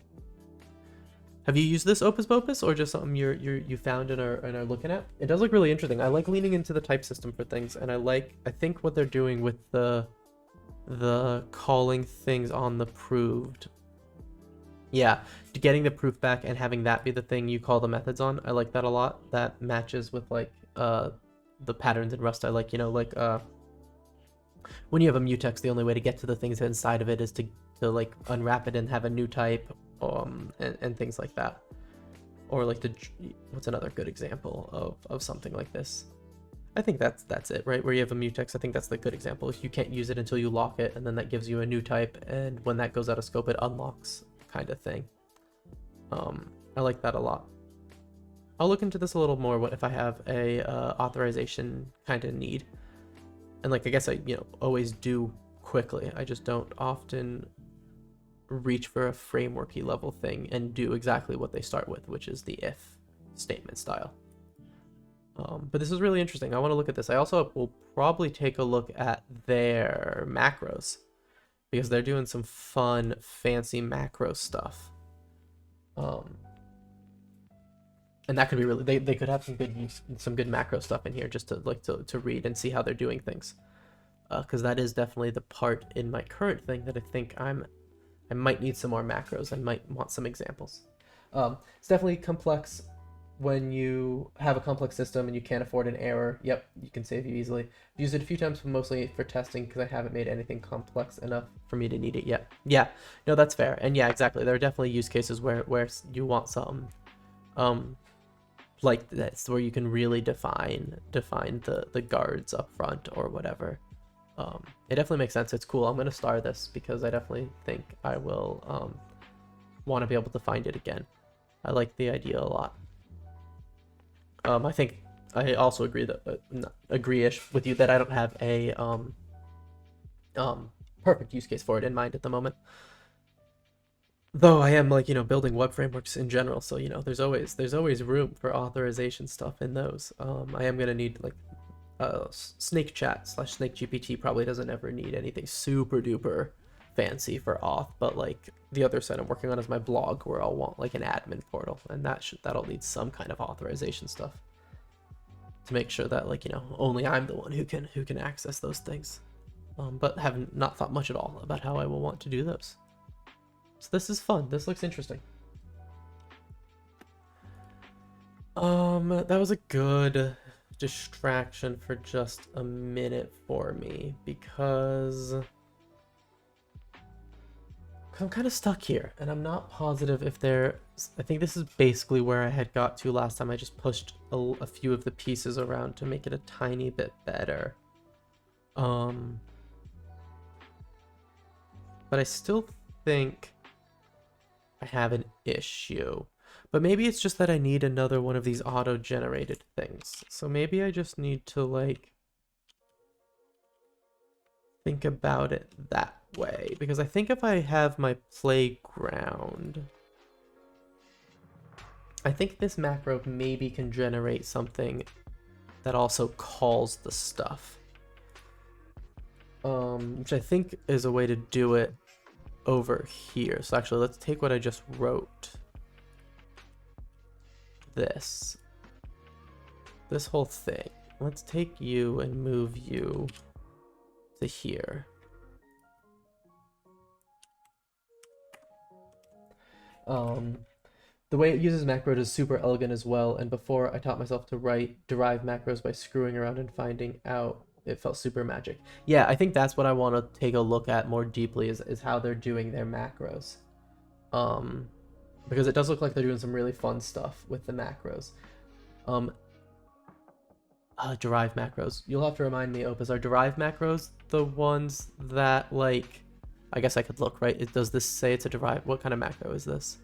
This is a proc macro. Okay, so derive macros are the ones that are like the slightly, like, you don't need a separate crate for, right? You can just write a derive macro. And I think I know which ones those are. Those are the ones I haven't used as much. Strangely enough, I've used proc macros more, which I think are like the lower level one, but it's the one I have almost never used derived macros. Probably should try those at some point too. Oh,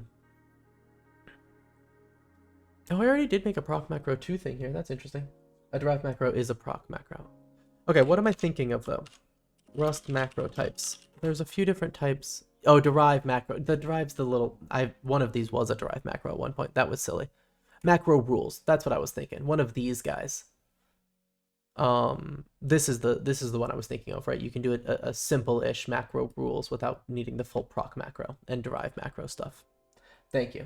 Yes, and you said it probably before I got to it. I just didn't look at my chat. Yes, macro rules. Cool. Thank you. Yeah. I should that drive bit was silly. I knew what a drive macro was. I just wasn't thinking about it well. Yeah, I wanted to look into macro rules a little bit more just because I don't know. I know they're less powerful than proc macros, but I don't know by how much less. And like maybe there's some things that I could be doing there instead. But you know, whatever. Okay, so this is new impulse.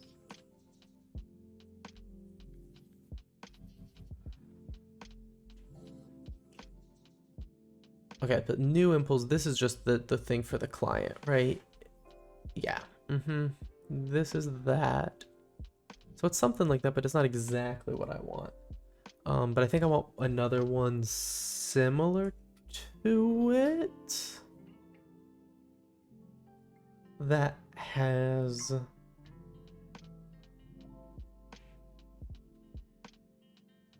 yeah.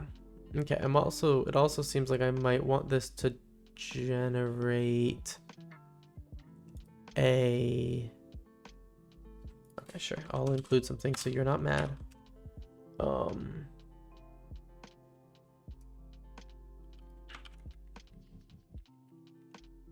This is just gonna be wrong. Let's just add a to-do so you will compile. What I could generate though is I want something where I can call a method. Basically, I want to do something from Axum. So I know it's matched to a route. Oh yeah, so I need this though, this method, right? This thing. I should just output basically something like this. It could output an enum too for route. Well, it'll do both though. Route info though just might want like an enum or something.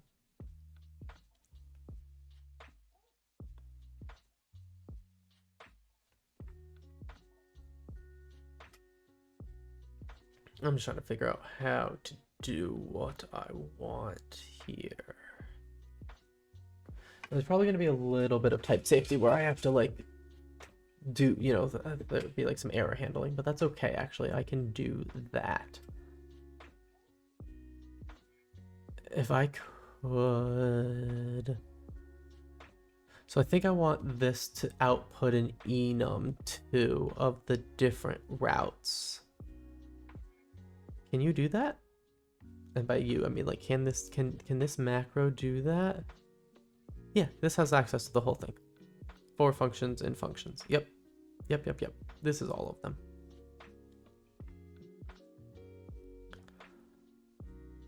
Okay. Then I have my body block. Yep, because this is where I'm making the methods for the client side. So you call the client side, it hits the transport, you write this, I write this, but on the back end it's the opposite. Axum is going to know which thing it routed to because I can get it to do that. It'll know that it routes this to like this enum, right? And then it has a bag of params. So an enum plus a bag of params plus an optional body. Yeah, it's basically this thing. No, basically this thing. But I guess the method string could be an enum of some kind. I think I need to force people in our work Slack to start using UTC for time zones always, because our team, while small, manages to be scattered in so many different time zones. Yeah, that would be, I think that, yeah. Uh, I'm really lucky where all of us are in one time zone, so I don't have to deal with it too much, but I would love if everything was UTC based. Um, oh yeah, you've got people all over. US West, East, Germany, South Korea, France, UK. Yeah, no, that sounds like you should pick at least a time zone, right? And UTC is probably the easiest one to pick. But yeah, you should definitely feels like you should have a designated time zone. Um, this would actually be a feature that I wish Slack would steal from Discord. I really like Discord's time zone aware timestamp thingies. Like I use this site for that. hammertime.cyu, and you can use their little date pickery thing in whatever time zone you want. But then if you copy one of these time code things and put it in Discord, it'll show it in the user's time zone. So I can just write it in mine and let computers deal with time zone conversions for me. Yeah, I really love this Discord feature. It would be really cool if everyone used UTC. I used to be on that drum a little more. I just stopped beating it more recently, but I do agree. I think if everything used UTC, we'd be just everything would just be a lot nicer, right?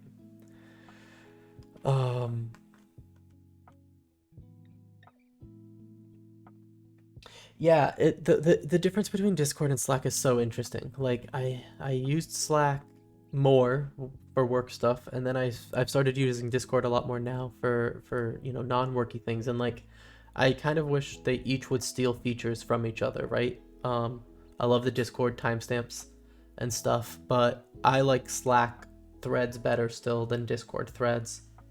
So I don't know. I don't know. It's hard. Are you, do you if you could, you would just replace Slack with Discord? Oh, that's fair. I haven't done much with Slack's permission management. That's reasonable. I haven't had to deal with that much at all. I could see how that would be more not as granular as Discord for being, Discord's more public, more community. You definitely need controls faster than you might in a corporation. Yeah, that's fair, right? I think that's fair to have gripes with Discord as well. I feel you on that.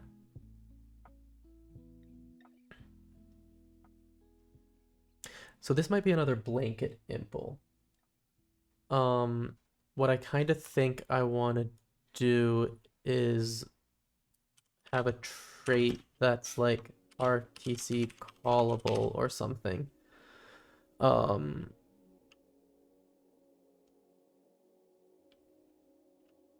Close.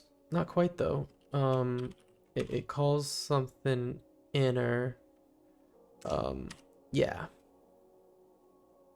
No, it doesn't have that. It has things like the route as a string, the params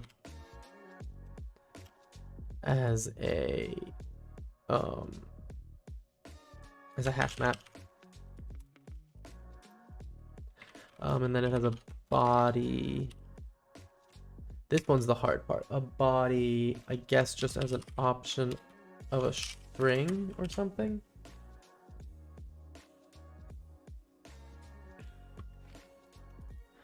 And then impl RPC callable.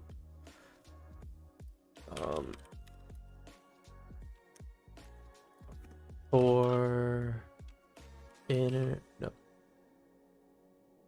no, wait, yeah, for inner, where inner is API. Yep.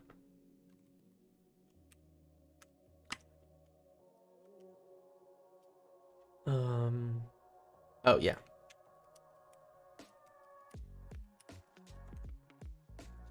Okay. Yeah, so then in this case, I want it to be something like match on route.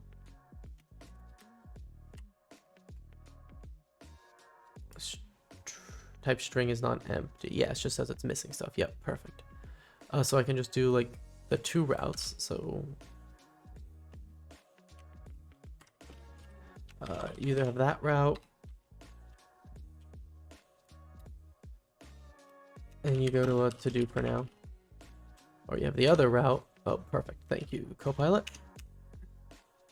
You still go to a to do for the moment.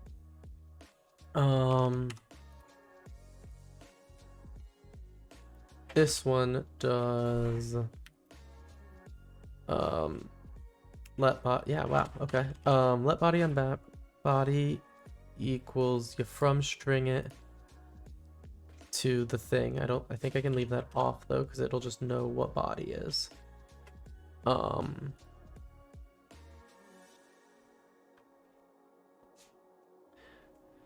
Yeah, so this is where I'm going to lose some type safety, because I'm going to be doing unwraps and stuff, and we'll see if that ends up being a good idea or not. It very well might not be.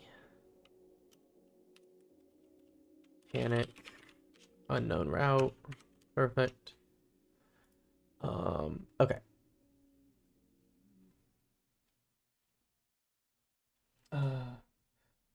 Ooh, I've been playing around with Bevy and Rapier for work, and I made a simple thing where if you hit a death block, it panics. Now I kind of want to make a rage game platformer out of it.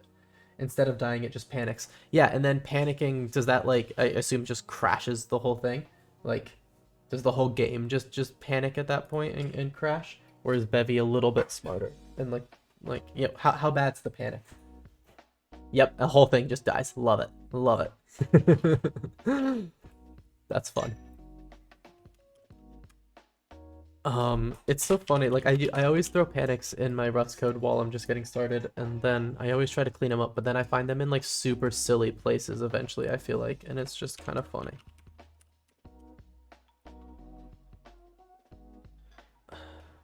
Expected. Okay, so it's I want like this dot as string. Perfect. Inner doesn't implement debug. Why does this have to be debug? What did I... What? Error wrapper conversation error doesn't implement debug.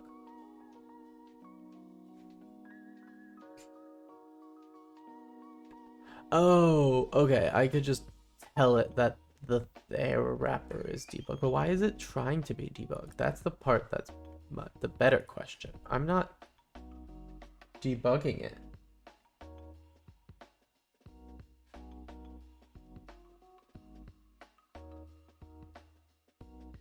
Expected enum result found enum. Okay, yeah.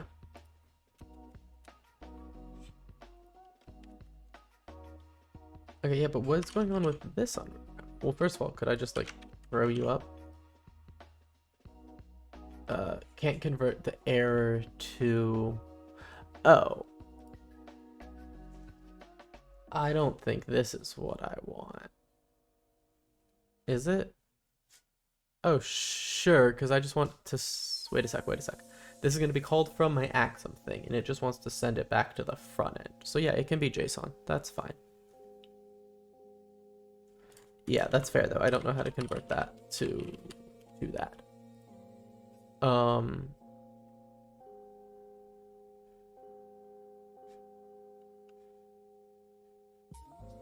I don't still don't understand why this wants to be debug. Like, I'm not even required by bound and unwrap. Why does unwrap need something to be debugged, though? Isn't that absurd?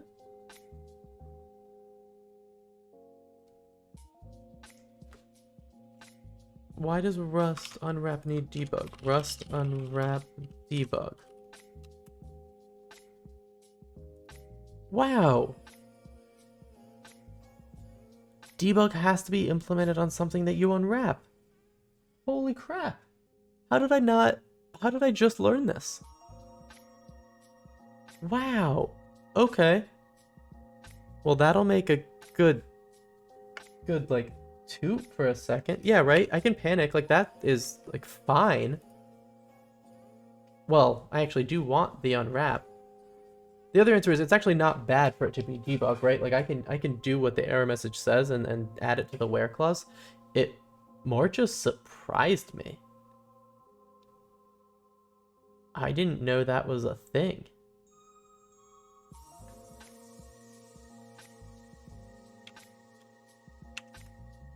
Inner error wrapper is debug. Oh wait, now I need another type here though.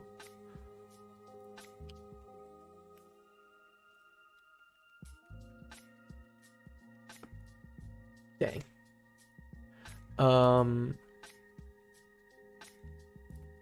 Well, conversation error is debug. Wow, that one's interesting. Okay, so yeah. But I also do need to get the thing out of the option. I guess I could write my...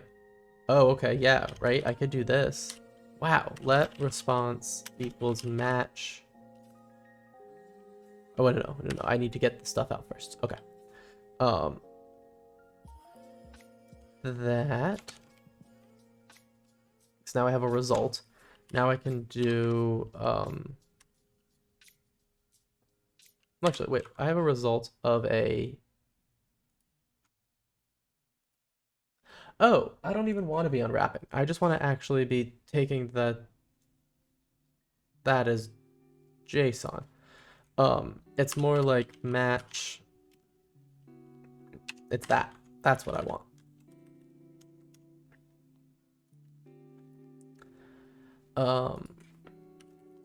We okay this one, and we error this one.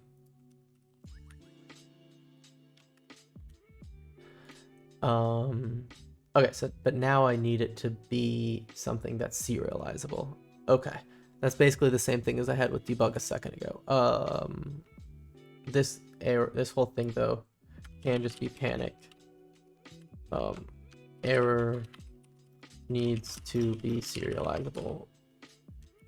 Come back to this. Okay. There we go. Yes, this is the panic. Yeah, if we don't, this is a different way to do that without having to make it debug. Basically, the same idea as that. Okay. And so then this one's going to be basically the same here. Except everything's going to be different. Does this one have a body? This one does not have a body, so we just leave a body alone. So we do let conversation slug. Yeah, equals getting that. Yep.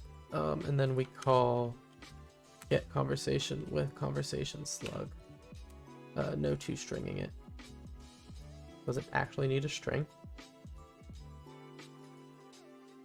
That's interesting. Wonder if I want to change that to not need a string at some point.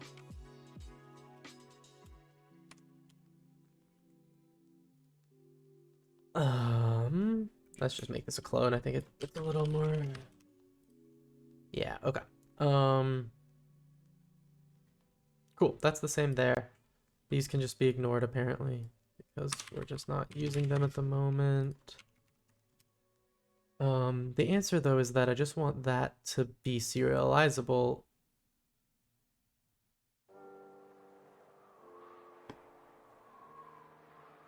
Client error, server error. Yeah, where's the macro?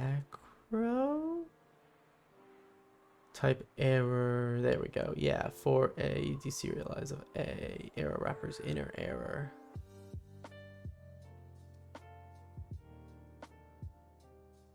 Where transport implements client transport. Yeah, okay, so I think I can do something similar eventually for the errors here. Like there's definitely just something I can add because API, I write, you're supposed to provide this. This error wrapper is interesting though. What if I just also add serializable for A? Okay, so I need another one of those if I was gonna do that.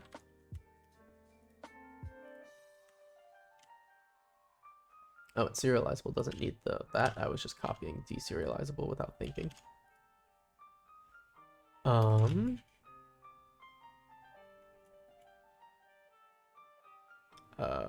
Conversation error. Serialize. Yep. Consider restricting it. Oh, that's something in the macro. Got it. Where do I do anything that's deserialize?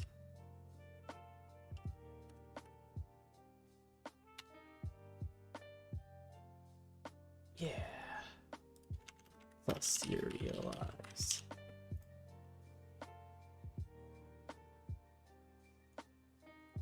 Nice.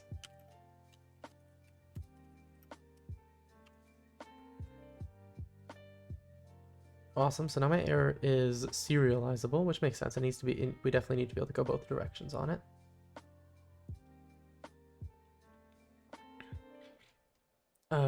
Does that mean I can just basically do that? Nope, not quite. But I want to be able to, so let's make it work.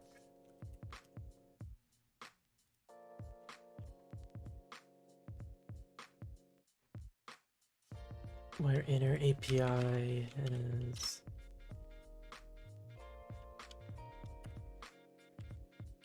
where API error wrapper.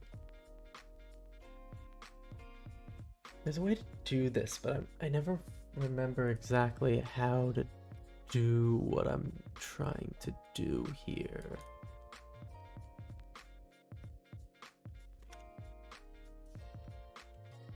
Error wrapper is serialize.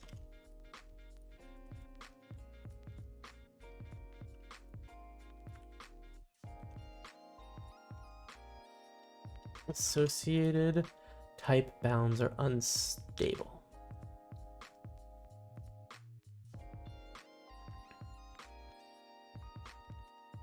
Oh, error wrapper of T. Okay.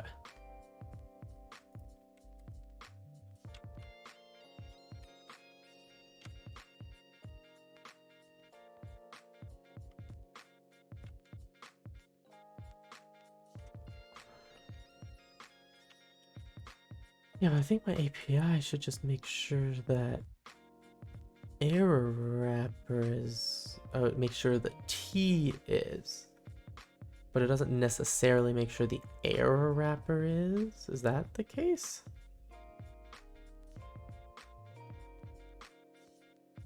Yeah.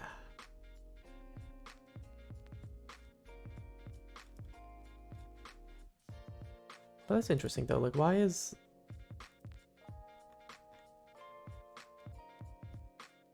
error wrapper?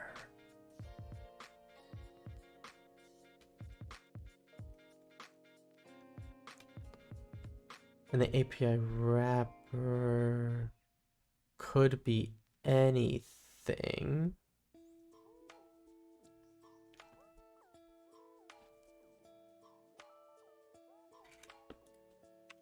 Can I say that it's serialized?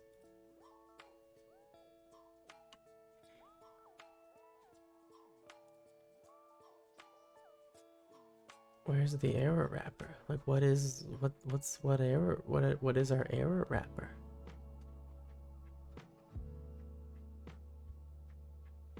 Client error. Where are you, client error?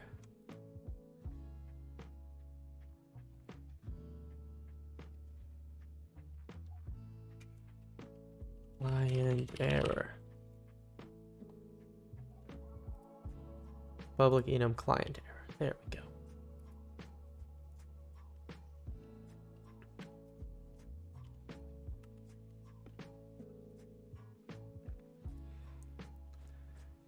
Serialize is not.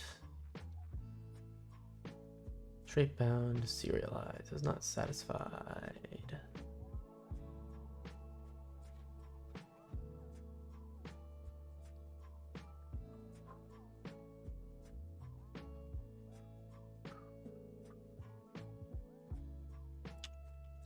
Yeah. Okay, this one's interesting. But I think I could just keep moving on for the moment because I can just ignore it with my, like, errors here. Oh, wait a sec. Whoa. Oh, I see. Yeah, this just... Okay. Copy you to there. Get rid of that. And then I probably have to do something else to fix the macro. What did I do to break it? Oh, I told it something was serialized.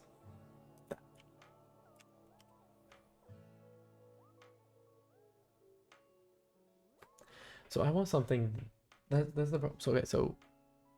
It's gonna call this. It's gonna return an error wrapper. Wait, am I importing API, right? No, something already implements API. Yep, my server already implements API. And it has the server error type. Oh, inner error. Okay, so inner error here. Oh, okay, yeah, that just needs to be serializable. Serialize. Perfect. Awesome. Yeah, okay, so now the inner error here of server error is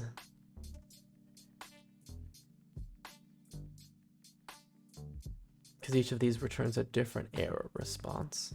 Yep.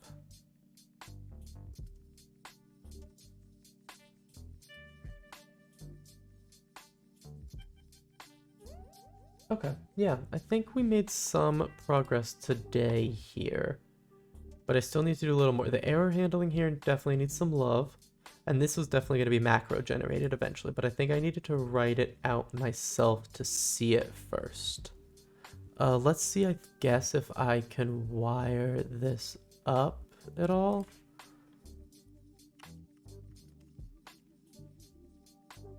If in server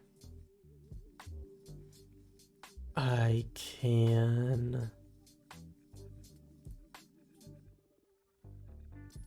here do RPC dot call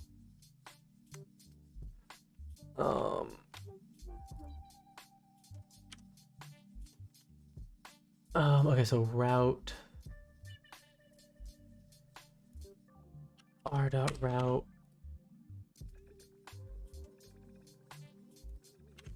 toString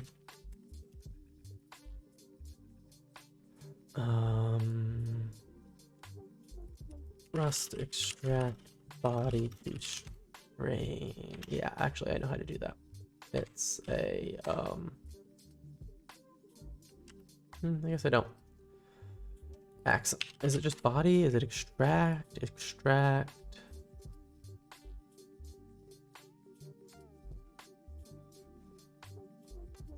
Oh.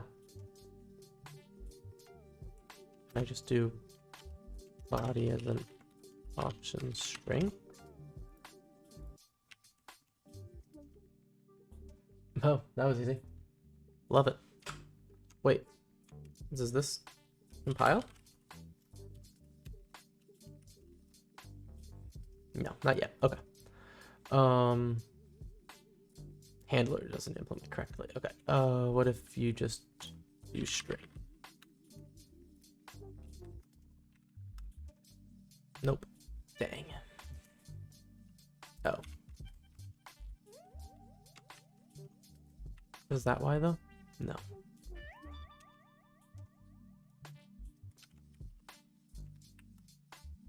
Okay, so that's not my issue, apparently.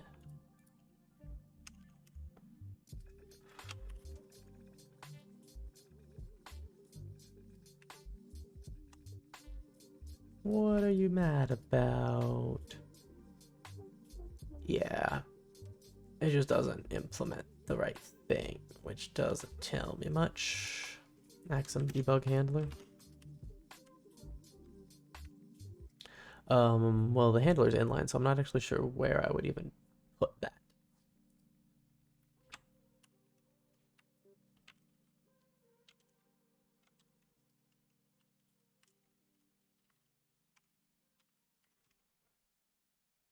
Yeah, it doesn't even make sense in that context. I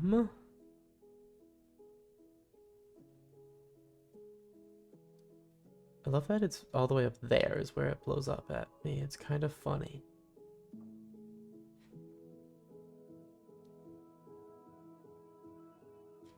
Yep, so we get the method. Oh, I don't need any of this.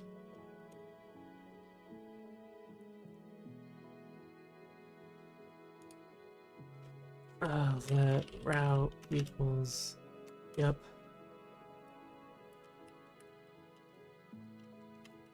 That might have been it. That might have been accessing R down there.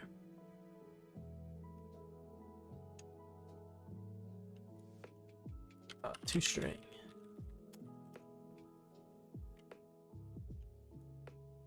Reference to route. Oh.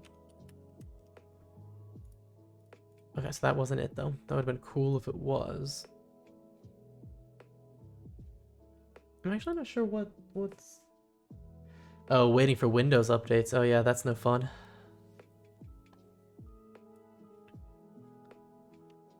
Yeah, waiting for updates in general is just not fun at all.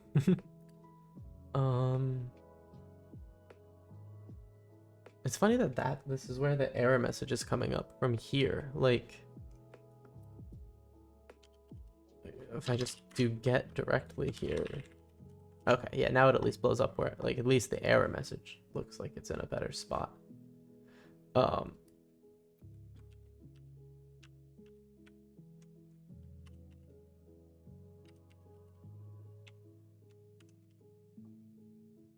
Attributes on expressions are experimental. Yeah. Yeah, so I'd have to pull this out into an actual function and do it that way, I think, if I wanted this to work.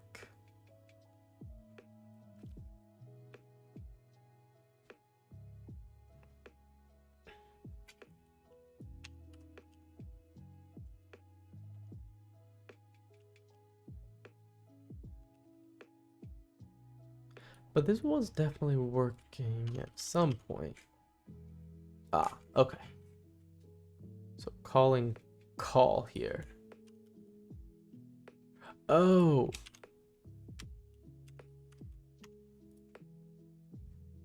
Oh, come on. Oh, wait.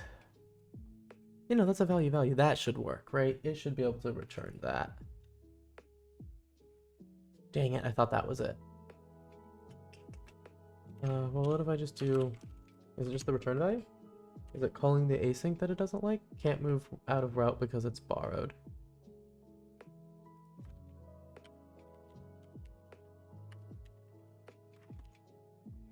I'm not trying to anymore. There we go. Okay.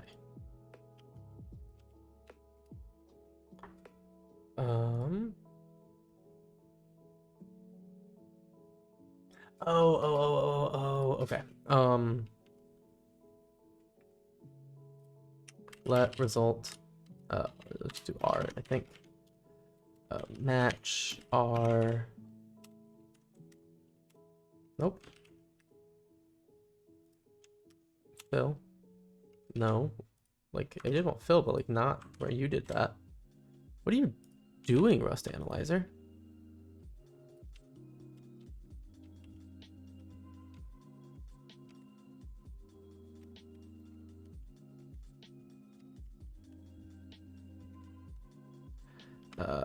Air a... It's like the same thing. I don't know why it's gonna make me do this, but it's okay.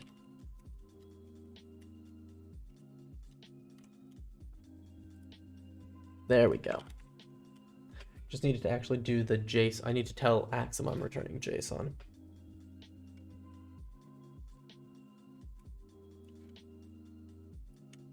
Yeah, I don't need the URI. You're doing that for me, Axum. Okay.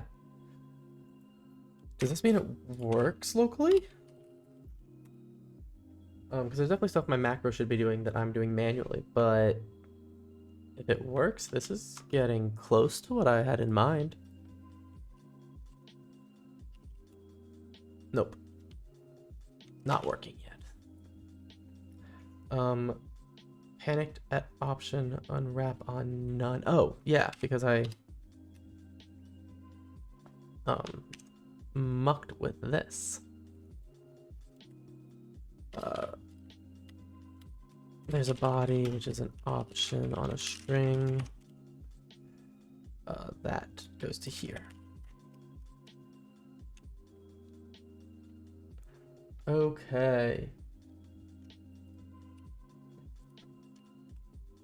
Oh, so close. I thought that was gonna be it.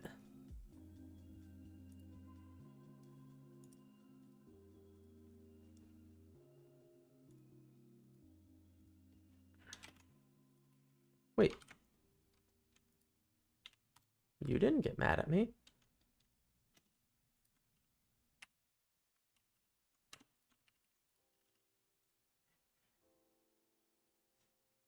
So this works, right? Yeah, we got a response back there. But then here we just start blowing up the 404 immediately. Interesting. So this one didn't get routed correctly, at least. Which is interesting. Why did that one not get routed correctly?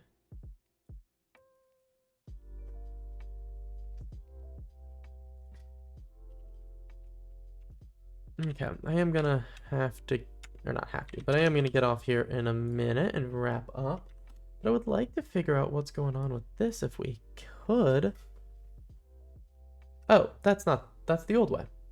Why is that the old way? Where are you? Oh. Because I didn't put my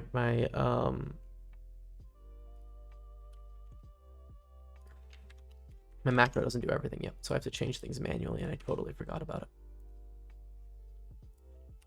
And Copilot was also grabbing from stuff that was old, which did not help the issue. Okay, let's try it again. This time I think it will work. There we go. That looks better. That's my calendar.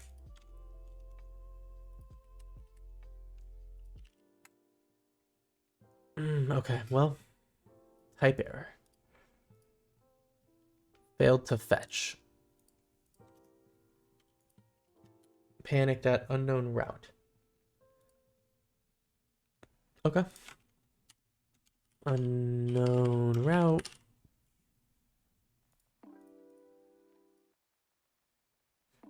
Yeah, that's why. Typos. Macro will write those for me eventually, is the idea at least. Aha! That's success. Well, there we go. Cool. Awesome. Okay, so that's enough. Oh, wait. RPC 979.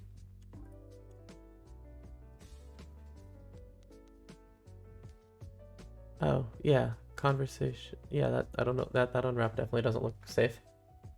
I don't know why I'm unwrapping right there. That's fine. Whatever. Nice. RPC is coming along. Just need to macro up more things. Yeah, like it's working. I just need to write some more stuff into my macro that I wrote manually here, and then maybe we're good to go, which would be cool. I think I'm gonna wrap up here though, team. Thanks for coming along. Let's see if there's someone to raid though as we do, because I don't always do enough of that. I did see some go live announcements earlier that seemed like people I might want to raid. Yeah, you too, Opus.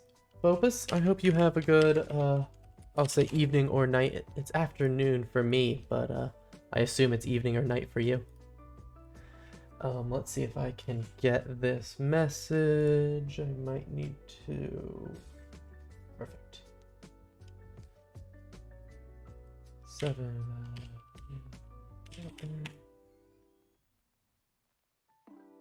Okay, here we go. Who's online coding?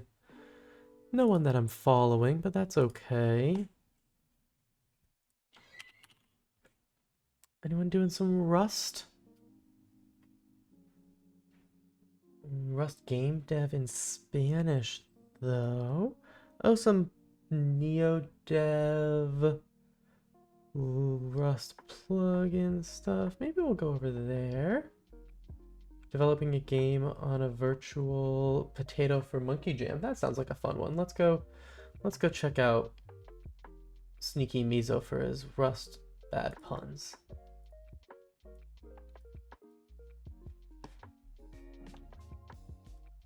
Yeah, this looks good. Awesome.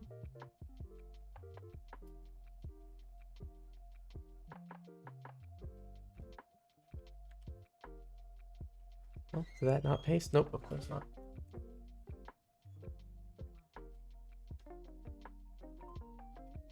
Okay, let's see if I can get this all worked out here. There we go. Okay, team, thank you so much for hanging out with me, and let's go do this raid and check out what Sneaky Mizo's up to, and I will see everyone around. Hopefully you come back for some more streams or find your way into the Discord or something else. But have a good Sunday, everyone, and I will talk to everyone here soon. Thanks. Bye.